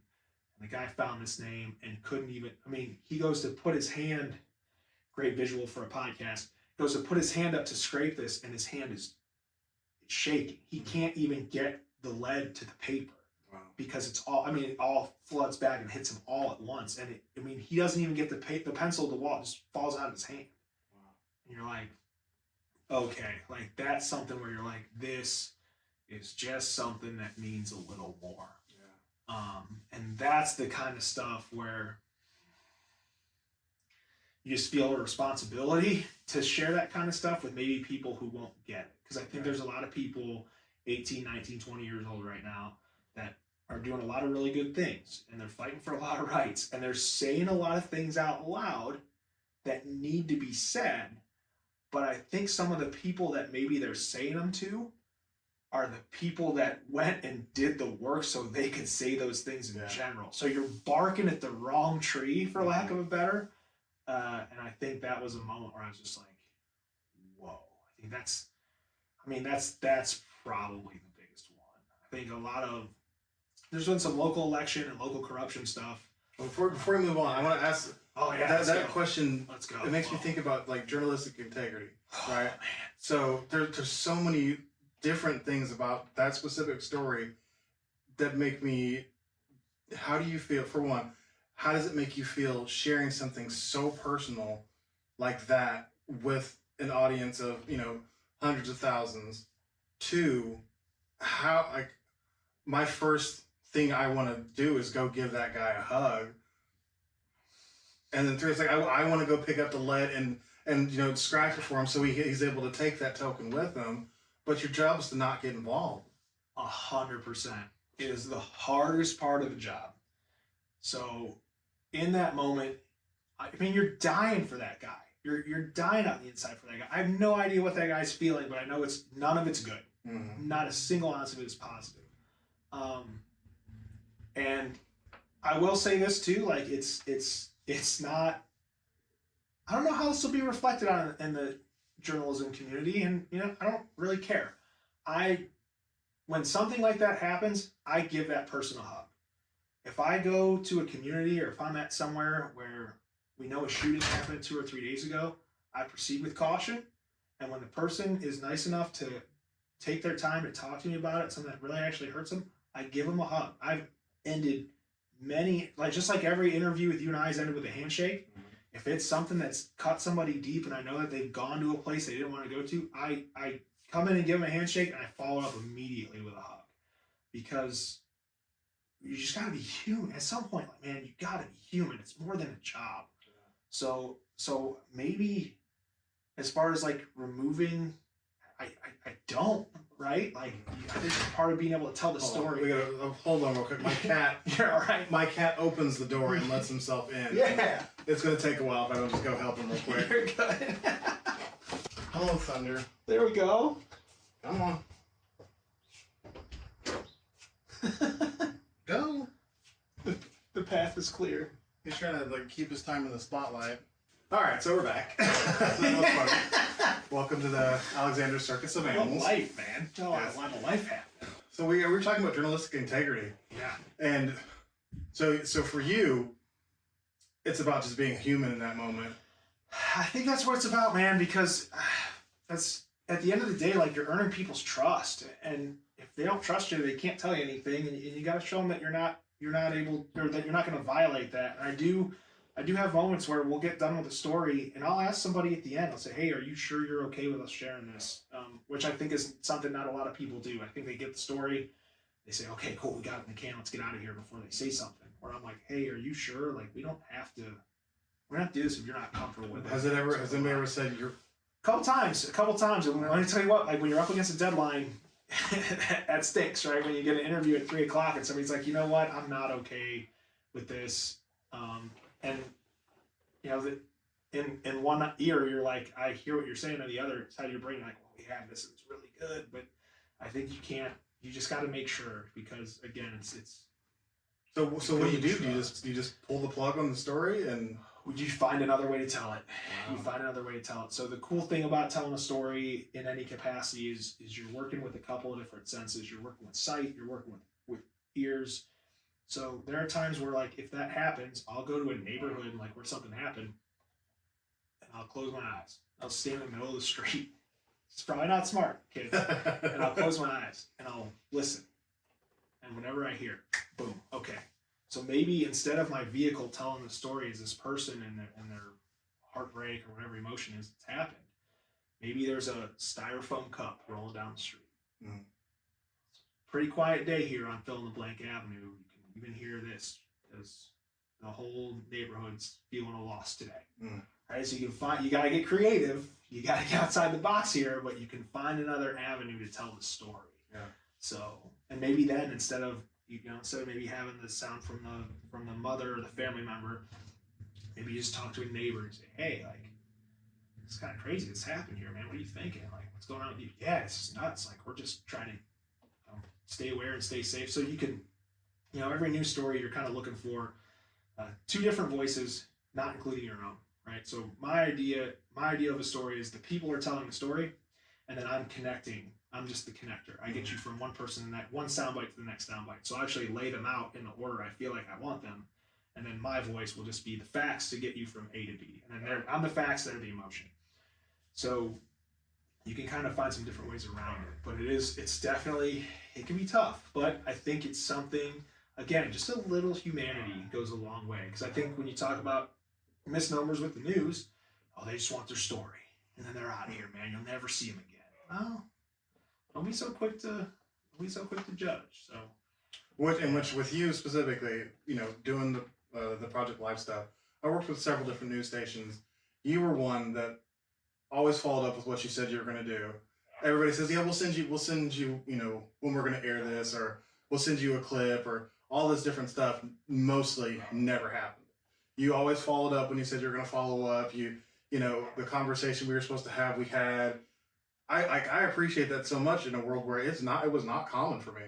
Everybody was, they wanted me because the story was timely, and they're like, "Yeah, we can get a pop off of this," and which same, like, it's a networking relationship. It's like I wanted the attention for Project Life, so absolutely we can write, and I'm okay with that.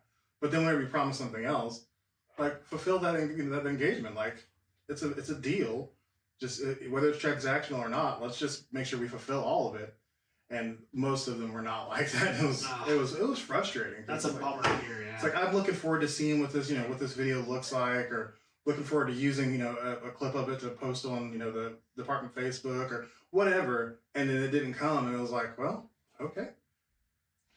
And I was thinking about, like, your end too. Like, you're gonna tell your bosses, like, "Hey, look at all this. So we did this, and this to help promote this thing," and they're like, "Oh, really? Where's the thing?" Like, "We did it, I swear." Like, I'm not making it up. Exactly. They whenever they saw it on the news, they're like, okay. Yeah. Luckily, my capital with that part was pretty good. Yeah. There was no questions about whether or not they thought I wanted to be on the news too much. I'd gotten accused of wanting the attention, and I didn't really care about the attention for me. I cared about cared about Project Life getting attention, and eventually getting the money and the being able to provide the service it provided. Which I still will say, if you guys are in need of smoke alarms, call 316B. Go to okc.gov/fire. Get yourself smoke alarms, because it is the easiest way to go to sleep safe at night and make sure everybody wakes up safe. So I still push that. Yeah. Because it's important. But that's not my job anymore. Now I just want to talk to people. Man, that's it's such a, when you get down to it, it's such an important job whenever you're talking about telling somebody's story. I mean, and you have to take it in a way where, I get to help facilitate you tell your story. I don't have to do anything to manipulate it at all. It's not in my hands to take it and mess it up after this. It's maybe I could mess up the sound quality, or I could, maybe there's things I guess I could do. I could actually delete the whole thing, but outside of that, there's not a whole lot I can do. You have to take this and you have to paint a picture with different aspects of the story to try to be as true to the situation as possible. Is that hard? Some of them, yes, and some of them, no. So the ones that are harder are the ones that are more fun. So the anytime there's breaking news, right? You kind of just stick to your what you know, right? The who, what, when, where, why. You give them that stuff, you give them the facts, and you kind of let them decide. So that stuff kind of writes itself. The vehicle, which you do that, might change here and there depending on who you've talked to and what you have. You have a lot of sound from people that were there, or is more of your sound from officials or public information officers. It might change the way you do it just a little bit. Maybe you have really good video that you got from a store security camera, or a police officer's body cam or something like that. It would change the way you do it, but for a lot of that stuff, it stays the same. The stuff where you feel pressure is where you start getting more and more towards the sides of humanity and things that are going on that are really cool. We'll go wild example, slight flex. When I was working in San Antonio, we were a hub station. What that means is a lot of the things that happened in other places, and we're kind of broken up into regionals, almost like conferences in college football used to be. Right. So it's San Antonio is southwestern, has kind of area. And when I was working in San Antonio, we had a station affiliate in Little Rock, Arkansas, and that river flooded like crazy to the point where we almost couldn't get a flight in or out because it was a mess. We got a flight in. Somehow, there's a small town out there called Dardanelle. We went and covered the whole city. Was basically underwater. It was unbelievable. So we're going live all day long for all the different, the parent company that I work for is Sinclair Broadcasting. We're going live for all these Sinclair Broadcasting affiliates. And we had about 4 hours where they're like, we need a story from here. Okay, here we go. Where are we going to start? So we start driving around. Very limited because you don't have a lot of places you can go, and we see a bunch of sandbags in front of a local high school. We're like, okay, this, we got something. Now we're going. We start talking. High school kids football program.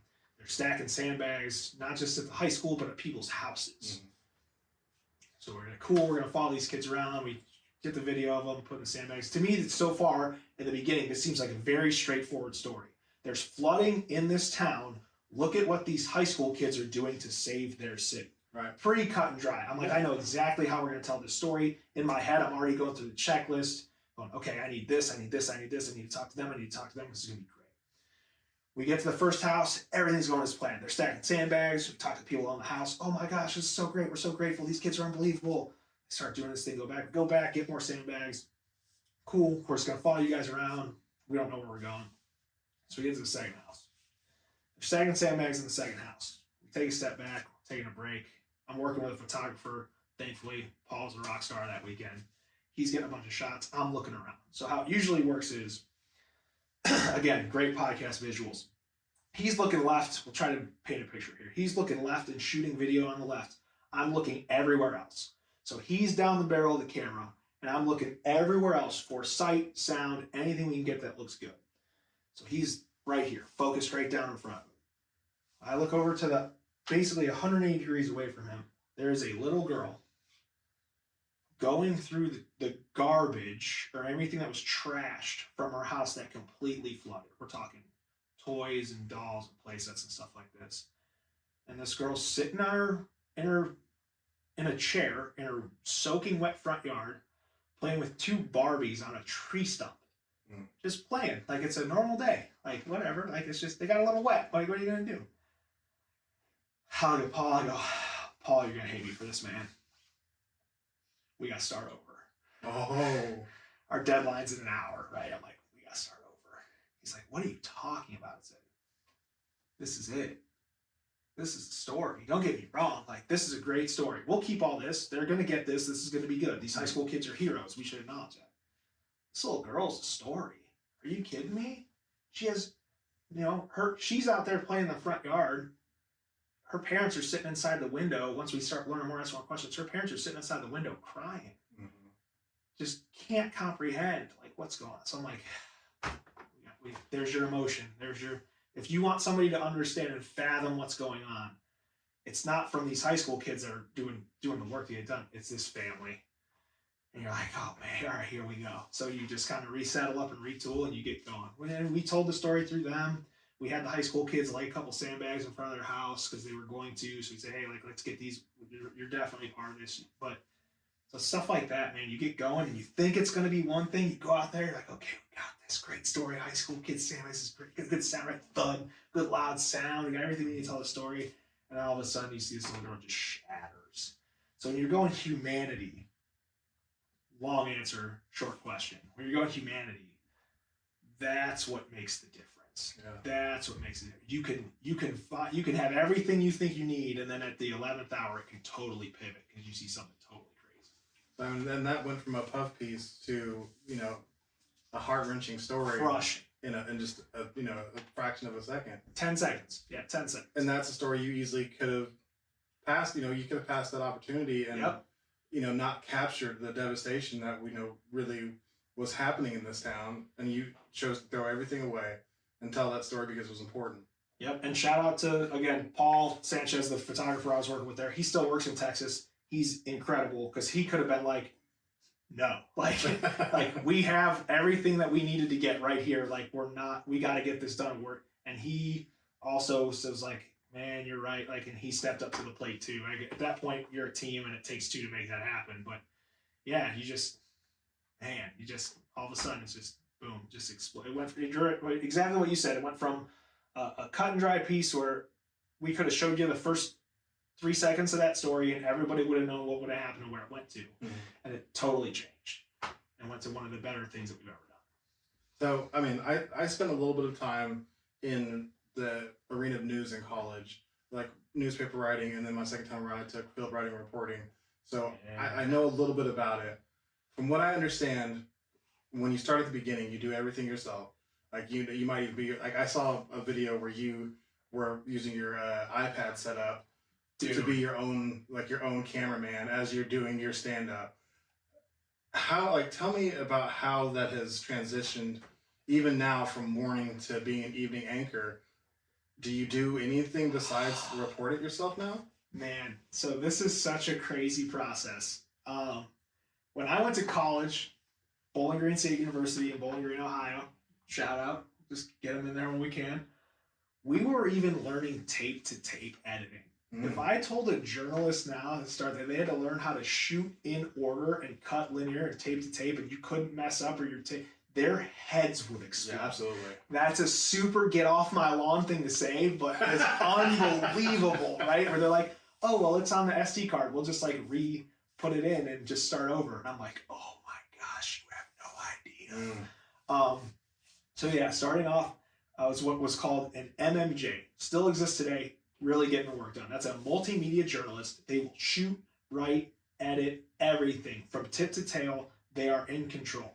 It's a very important workflow. I think it gets a bad rap in our industry in the tier of payment.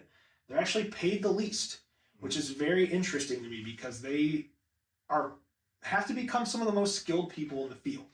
They do it all. They shoot their own stuff. They write their own stuff. To me, being an MMJ was a better workflow, easier workflow for me than the next step up, which was as a reporter working with a photographer. As an MMJ, I know in my head, this is what I need to get this done. As I'm shooting the video and I know what I have, I'm already writing in my head. So you learn to be efficient. It's really important for any reporter to start as an MMJ because you learn that efficiency and you learn speed, right? Speed and precision all at once. So that's your kind of your first step. Everybody now starts there. Some people have made very long, very good careers there. When you move up a step from that, air quotes on step up, because again, it's just pay scale. That would be a reporter. So now you're working with a photographer. The photographer will shoot and edit. So they'll shoot the video, they'll edit the video. The reporter will arrange all the interviews, conduct the interviews, write the story, write the script, sort of decipher the information into what's important. That becomes a lot of collaboration where you have to be able to talk to the photographer back and forth. Hey, this is what I'm thinking. So now you're having to have these thoughts of how I'm going to put the story together, but you have to have them out loud and with another person who may be like, we can't do that, or I don't know how to do that, or I don't understand what you're saying. Can you describe to me better? So it becomes more of a partnership where you kind of work together.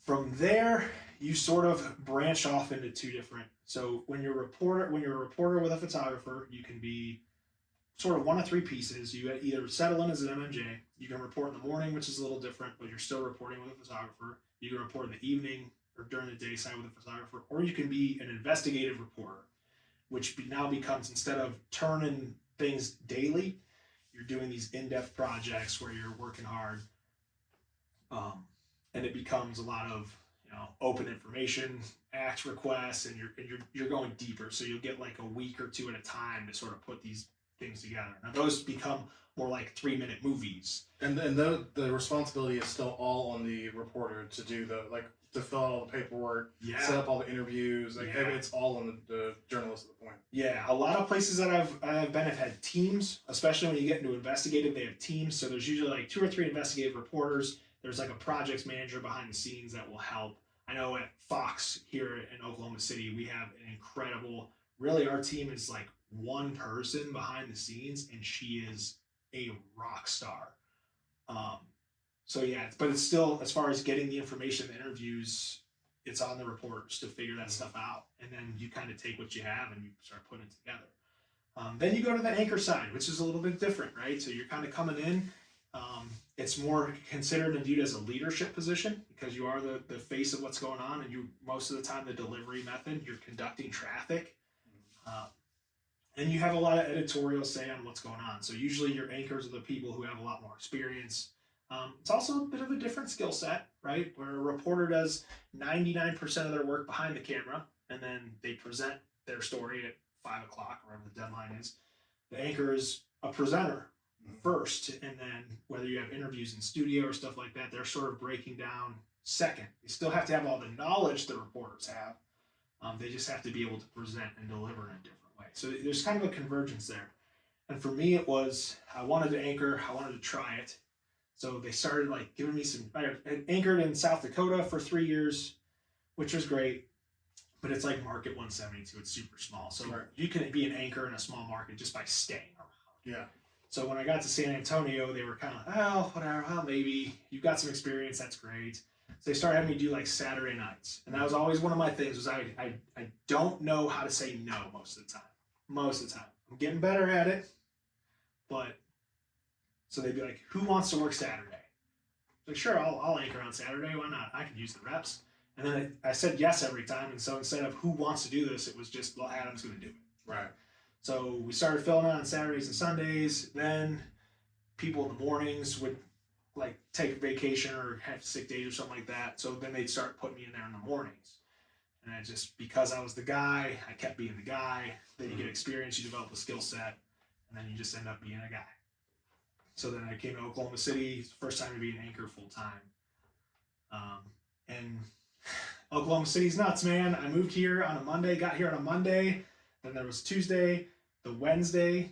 So the third day I was here was the day Rudy Gobert did the microphone thing after the Thunder game before COVID happened. Yeah. Everybody remembers that, right? When and then they shut the game down in the middle of the game. That was my third day in Oklahoma City.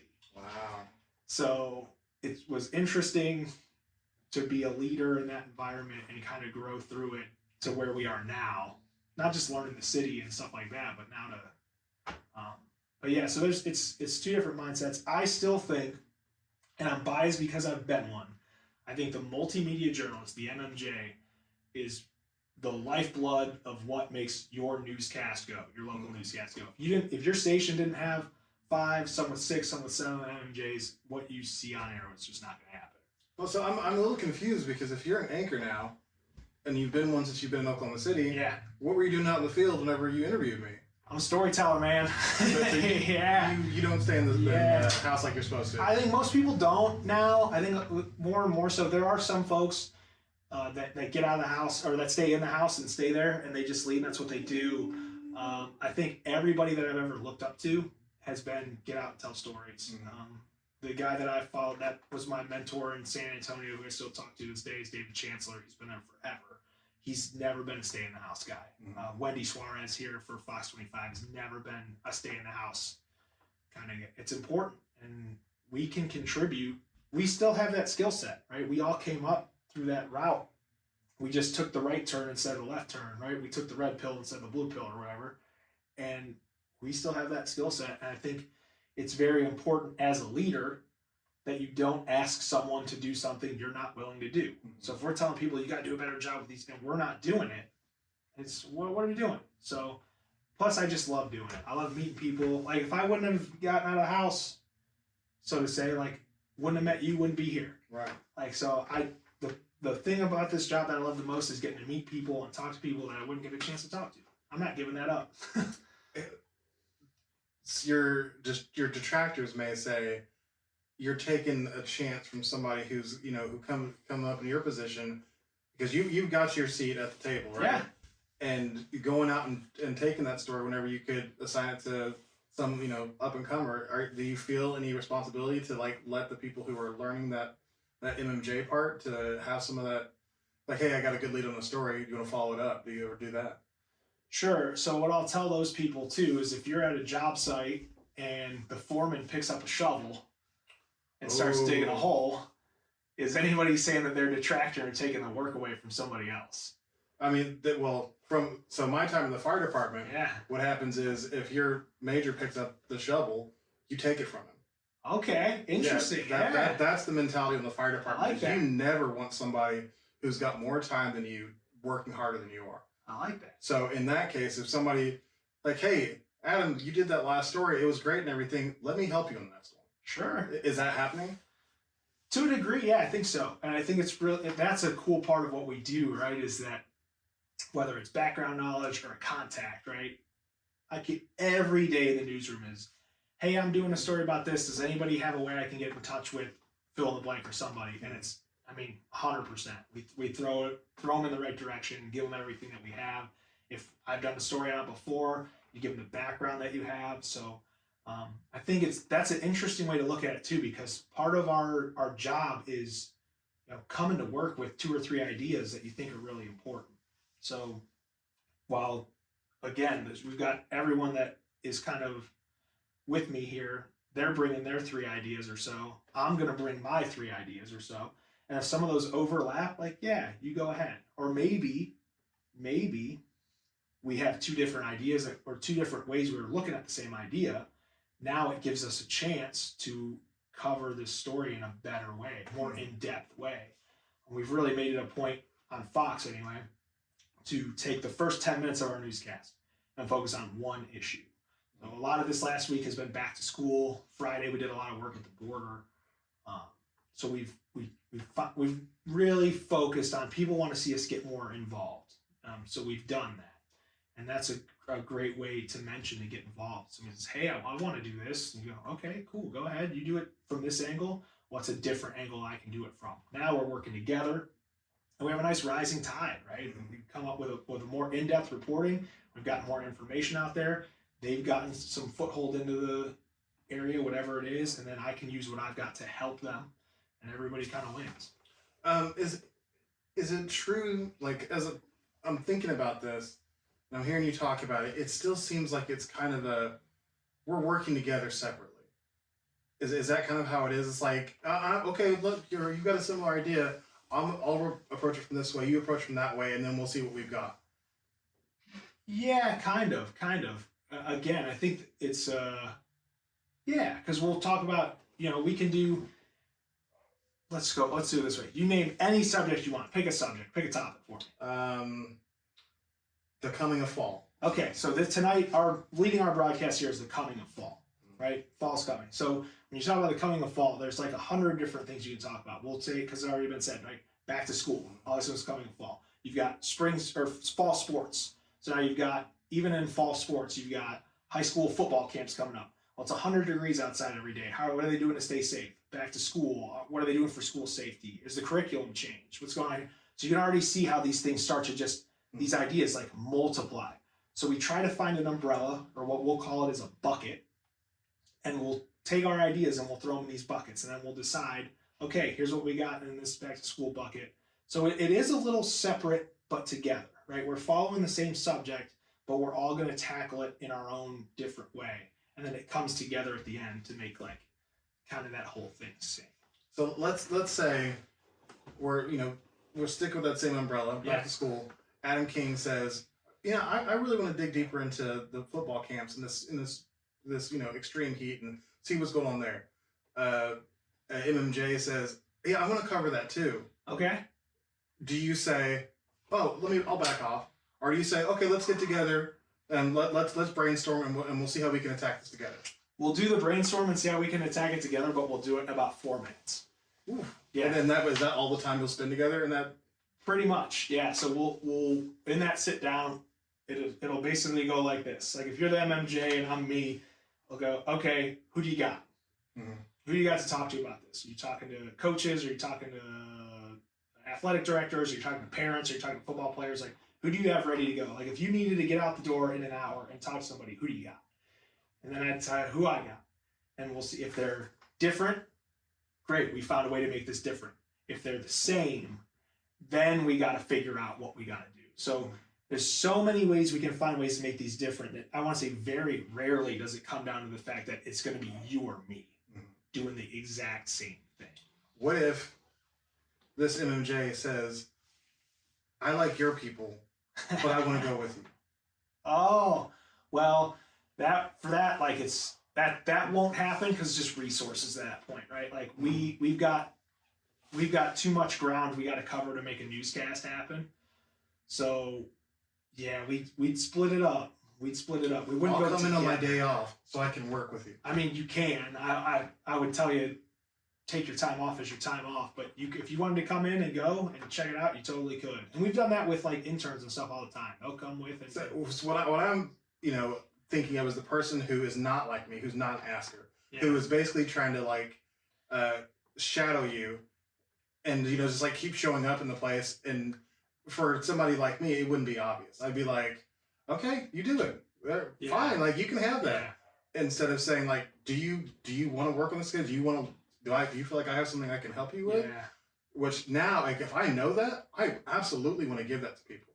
If there's something I can offer them and they want it, I was like, just ask me. I'll give you whatever you want. Yeah. But a lot of people are afraid to ask.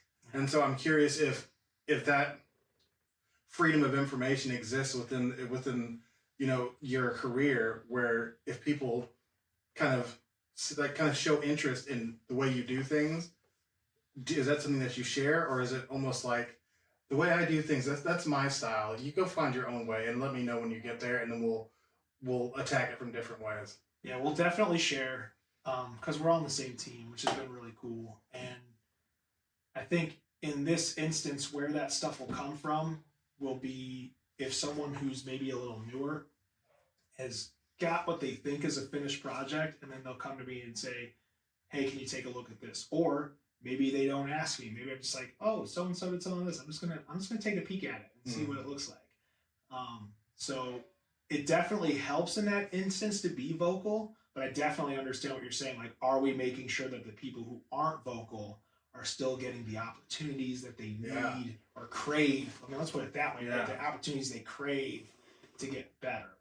And I think they are, but I also think that depends on the leadership and the culture that you have in the newsroom, which would start from the anchors on the way down. So if you have anchors that are kind of rigid and not very helpful, it's going to kind of kill that environment. And it's going to make people that are already nervous to ask, they're never going to ask. Whereas I try to be a leader where if anybody wants or needs anything, like, you just got to say something, right? And it's, I understand that can be hard, but I think that's on me as a leader to make sure that we've created an environment where they feel comfortable doing that at any capacity, right? And we can get them through that. So they definitely will get their opportunities as long as I'm doing a good job helping look out for them. So have you watched any of the, like, I love newsroom type shows. Yeah. The Newsroom is one of my favorites. The Good Morning Show. Have you watched any of that stuff? I have not watched The Newsroom because I thought The Newsroom was too close. I am going to watch it now because so good, man. Everything that I've ever seen I'm a huge fan of the show Billions on Showtime. Okay. It's the same writer. Aaron Sorkin? Yeah. Aaron Sorkin with Billions? Yeah. I did not know He's that. part of the production team and writing team on Billions. So I'm like, okay, like, this is just going to be a stylish show that I can jive with. So do you like West Wing? Yeah. And I watched the morning show. I'm rewatching it with my daughter right now. Yeah, there you go. I love Aaron Sorkin. He's amazing. Yeah. So from that, what I've learned, I like, and if you saying The Newsroom it's a little too close is good, because like I take a lot from Aaron Sorkin. I'm like, this has got to be pretty true. Yeah. Because he does his research for Yeah. next year. Is that the culture in the newsroom is less about the anchor setting the culture by, like, him speaking it, and more about the culture being set up to please the head anchor? Great question, man. So the overall temperature of the newsroom is going to be set up by your news director first and foremost. They set just, this is what we're doing, this is our goal, this is what we're working towards. And most of the time their hires for anchors will be somebody that they know will echo that sentiment. So if you want to think of horrible sports metaphors again, if you want to think of the news director as the coach, and then the anchor is going to act like the team captain. So when the coach is gone, the team captain is going to keep pushing that culture and let people know what's going on. Unfortunately, folks, it's not like Anchorman. You can't just like walk in there and be like, this is what we're doing today. But the morning show on Apple TV was an interesting, because there is a lot of stuff in there that I feel is fairly accurate. I wouldn't know. They're more modeled off of like a national, obviously, like Good Morning America. Yeah. Like they did everything but call it Good Morning America. Absolutely. So there's going to be some things in there that are different, but there's a lot of stuff in there that kind of reigns similar as far as dynamics, which I thought was really interesting. So yeah, the news director sets the tone. The anchors are really responsible for keeping that going and keeping that vision and everything clear, and keeping the relationships and the vibes going. So a lot of the times too, because with us, like, our news director's in there from about 8 to 5 or 6, depending on the day and what's going on. I'm there from 2 to 10 at night. So once the news director leaves, like, I'm helping push the ship in the right direction.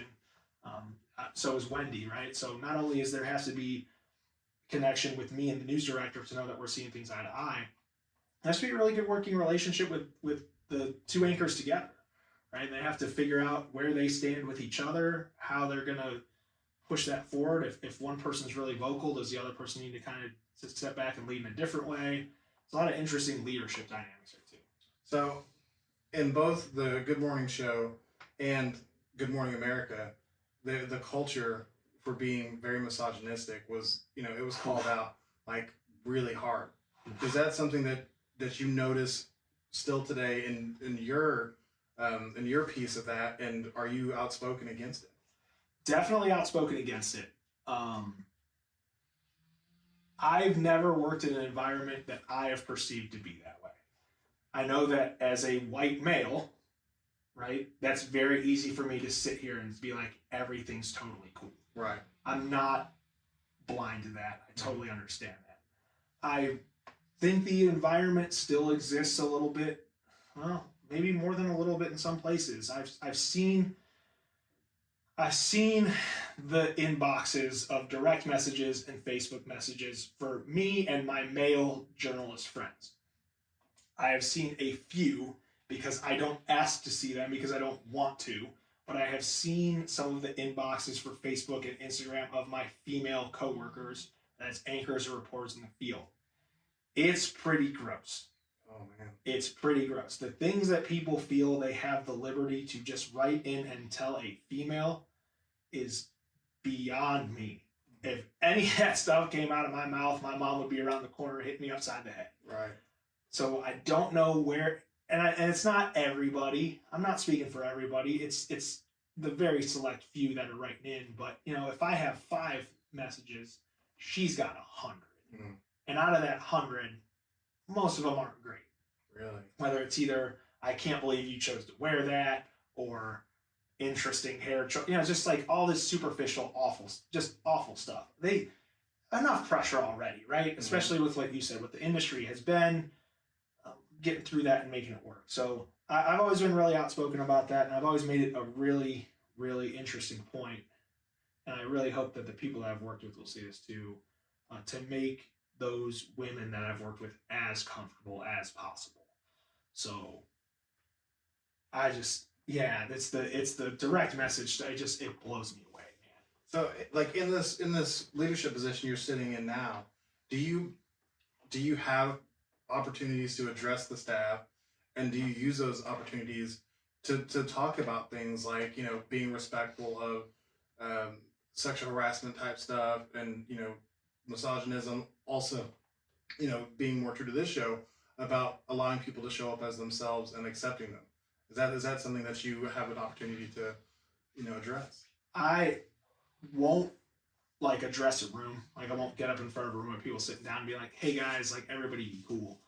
I will address that in my action and demeanor every day. So I really make it a point to stay positive with everybody. I come in, even the people that are only going to be there for an hour or two more, I'll come in, hey, what's going on? We got good stuff going on today, super positive, keep everybody going.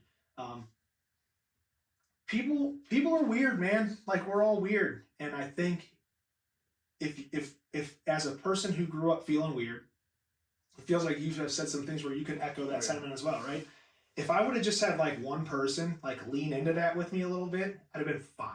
Yeah. But it was everybody, as soon as I was weird, they pulled away. So I make it a point to lead by example. And if somebody says something kind of weird, I'll lean into it with them, and I'll be like, hey dude, let's talk about, this is fine. We can talk about this stuff. It's okay. So it's not so much of a get up in front of the room and address it, because HR and they do all that stuff too, where it's hey, everybody be cool. But as far as the letting people know they can be themselves, that is super important to me. Mm-hmm. I think it's, again, because of just how I've done it and where I've been and where I'm going and what I've felt, that I think it's important to let other people know that they can feel it too, and it's okay to feel that kind of stuff. So yeah, it's not maybe as an official capacity, but I've also always been more of a lead by example as opposed to a lead by this is what we're gonna do. So and this is not to call you out. Sure, I'm definitely not trying to put you on blast, but I'm curious if you've ever considered the effect of somebody who is so lead by example. This person's always doing it right? That when you have somebody like that who you can look to, it makes you feel good in one way, but when that person stands up and not only leads by example, but says, hey, I want everybody to put attention on this thing and do it, everybody's like, oh crap. Yeah. Adam, who always leads by example, is speaking on this thing, and it holds a lot of weight, and it's something that you generally only have to ever talk about one time, because everybody then knows where you stand on it. Yeah. And then as new people come into the team, they say, Adam doesn't put up with that crap, so you better, none of that, none of those racial jokes or, whatever. It's important to see people like that, especially who don't look like me, being outspoken about that kind of stuff, because it makes you feel so much more welcome whenever it's not just me and you. I know you're talking about that to everybody, because I'm not privy to the conversation you have with John and April, and it's whenever it's just us talking. I'm like, I know that I've had people in my in my life tell me face to face, like, we're cool, dude, like I really like you, and then put me on blast in front of the team, and really put me down and say, oh yeah, like, yeah, he's so fat, like you need to work out harder, Bruce. And it's like, dude, we just had like one of the best conversations I've ever had, kicking it, being friendly, having a great time, and then as soon as we go out in front of the officers, throw me under the bus. Yeah. So, but then having somebody in a different situation stand up and say, hey, this isn't okay. It makes you feel so much safer. So, and I'm not challenging you. I'm just, something to think about, something to chew on, because you are a white male, and there's no way that you can ever understand how being so different as soon as you walk into a room can feel. Both being female, I can't understand that, but also being a minority. Like, both of those things you can see as soon as you walk into a room is that I'm different. Yeah. And usually I'm one of the only ones who look like me in a room. So when somebody stands up and say, we're going to be accepting of everybody, and they get to be how they are and just do their best job, and that's all that matters, it's like, wow, this place is amazing. Right? Yeah, I think that's a good point too. I think it's definitely something, I think it's just a great point to bring up and something to be more aware of, right? I think, because that's a great point to say. It's one thing to live it and do it. It's definitely another thing to say it, right? And I think that's 1,000% right. And maybe a little bit of a spot that I can be more. I know you're not saying it to put anybody on, but I do think like that's part of living, right? Is when somebody says something that's right, like that's right. Right. And I think to do something like that will help make it right. I think that's a great point. And that's something about, me honoring myself is I couldn't let you leave and not say that thing, because it's something that's close to my heart. And being willing to step into that discomfort and say, like, I really am not trying to put you on blast, but have you thought about this? Because I've been in so many situations with white men where I've had conversations with them, and they're just like, I never considered this thing because it's never been a problem for me. I talked to a guy in the fire department who literally grew up around all white people, went to school with all white people, and never considered what his privilege was like, because everybody had it. He'd never been approached with somebody who just didn't have those things, who had to worry about driving because you don't know how the cop is going to react when you get pulled over. Like those types of things are totally taken for granted by a lot of people. And I don't want to get off my soapbox because it's something that's important to me. Not that everybody feels bad that, oh, poor me, I go through all these things. No, understand your privilege and use the power that you have to help people live a more equitable existence. Yeah, it's a great point for any position or anybody who's got any kind of authority at all. I mean, that could be working in a newsroom, or it could be working at the store, or even just in your friend group, right? Like you can have equity and influence. It's any influence at all, right? You can have equity and influence in a group of friends, and you can be like, hey guys, like this ain't it. Yeah, absolutely. And it'd make a huge change right out of the gate. And I've mentioned multiple times in many different venues that white men are the silver bullet whenever it comes to like conversations about injustice, equity, race, because you are the majority for one, and other people listen to you without all these preconceived notions as to what or why you think what you think. As soon as I start talking about inequity, people are going to say, oh God, here he goes again. Because I'm just another black guy who's upset about the way the world has treated me. Somebody who hasn't been through that stuff says, hey, let's look honestly at equity and the way that people are treated on this, in this society. And let's have a real conversation about it. Everybody takes the conversation much more seriously. They're much more honest about it. They're much more open to it because they're not immediately on the defensive. Yeah, do we think that's, man, I totally agree with what you're saying too, because we've watched it play out, especially over the last 3 or 4 years more than anything. And like, at what point do we get to a spot where like the loud voices, because we saw a couple places where it spilled over and overflowed, right? Like the voices got so loud, like we're not letting you just roll your eyes and brush this off again. Mm-hmm. And then you get to a place where like Seattle happens, Mm-hmm. like, or Minnesota happens. And you're like, what? So do we think that's ego? Like, where does the eye roll come from? Because if someone really, is it ignorance? Because ignorance isn't an excuse, right? Like, it's Right. not, it doesn't suffice for not creating positive change. So do we think it's ignorance where people, because I think people who really understand the issue and kind of understand the direction, and while, again, we've mentioned, I will never truly understand, and Right. I completely agree with that, but I'm definitely learning, and I'm definitely trying to get a grasp on what has happened and will happen if nothing changes, Mm-hmm. and help push that in the right direction. But where do we, like, I just don't understand where because I've never been an eye roll guy. Like you Right. said, like somebody's like, oh, here we go again. And that's never been me. And it's like, at some point, folks, like, you got to stop rolling your eyes here, because this isn't 1 in 1,000. It's like 1 out of 5. Mm-hmm.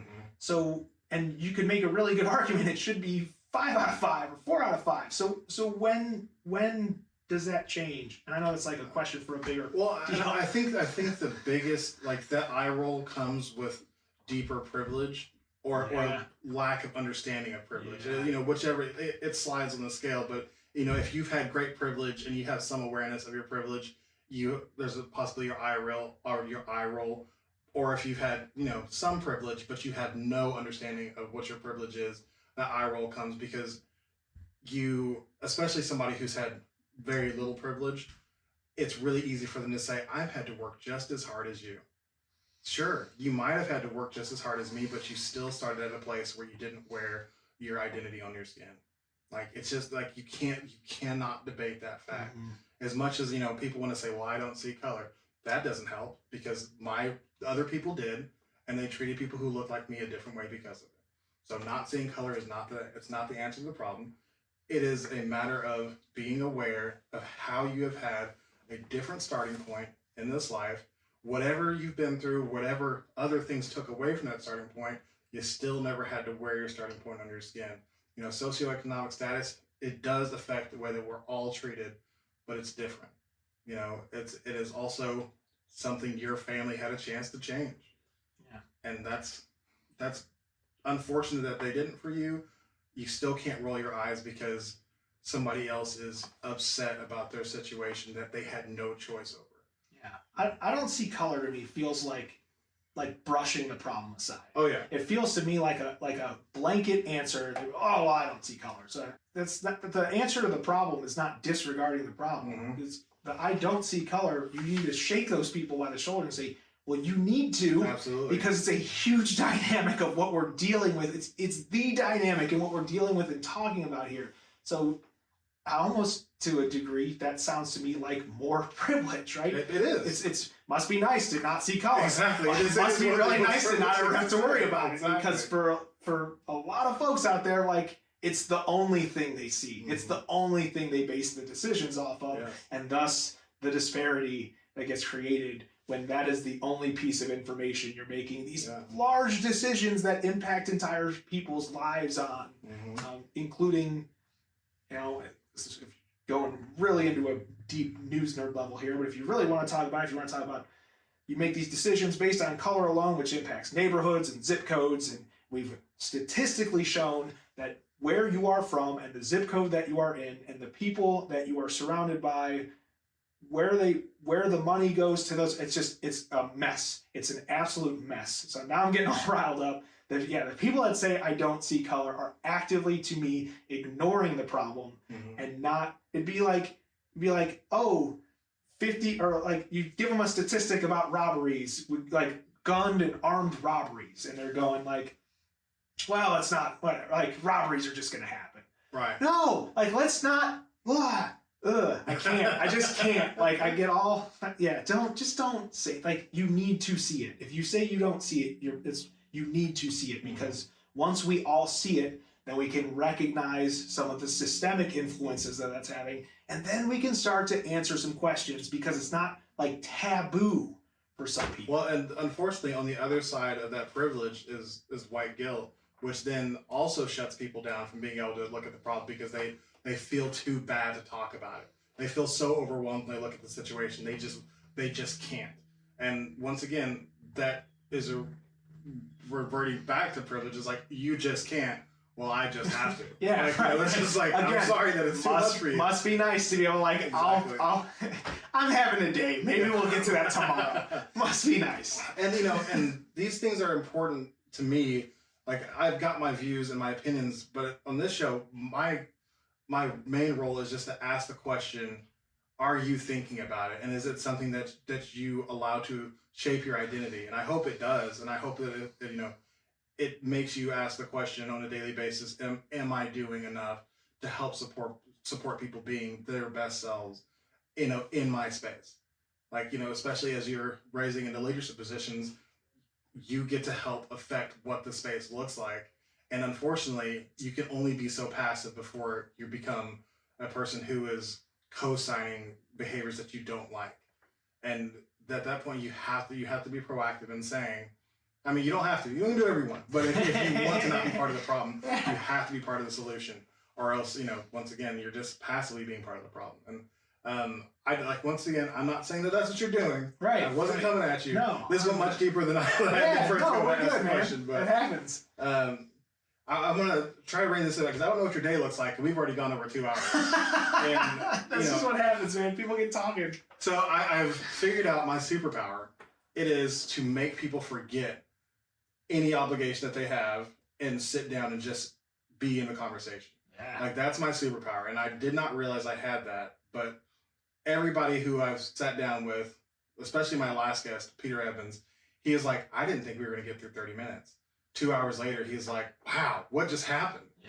And it's like, I just allow you to come in and be yourself and just have a conversation. And it's been amazing. Like, I think that you really shared a lot here, and I hope people take as much from it as I have. And I hope it's been good for you as well. Is there anything else that you want to share with our audience? No, man, I do appreciate it because I think, especially in the last, got lost in it, but I think especially in the last half an hour, it's going to be nice to come through this and literally I'll go to work this afternoon and I will have something to actively think about and put into practice, which is awesome. So not only are you helping out the people that are listening, you're getting a little into the people that are here too. So it's not just coming in to talk about it, right? Like I will actively go to work today and think about like making sure that I make it a point to let these people know that I'm working with it. Like, hey, like be yourself, do your thing, and let's make sure you have what you need. The only stuff that I'd like to say right now is just support your local news, man. Like, we're out there, we're doing the good things, we're doing everything that we can. We get it, right? Like, not everybody wants or needs everything that we have to offer, but we are going to offer some awareness and let people decide for themselves. I think it's always been what it is. We get a weird spot being Fox News affiliate, so we're not like Fox News. We're not like, I don't have Tucker Carlson on speed dial. It's not one of my boys. Like, it's just how we get on the air. So support your local news. Keep doing the things that you need to do to make yourself feel good. I always like to tell people to just be you and be unashamedly you. I know that that's not as easy to do as it's said, but I think if you just take one moment and be yourself in a moment where you thought maybe you should pull back, if you don't, I think you'll like what you find. Always try to tell people just stay active and get moving, stay healthy, take the first step. It's the hardest part.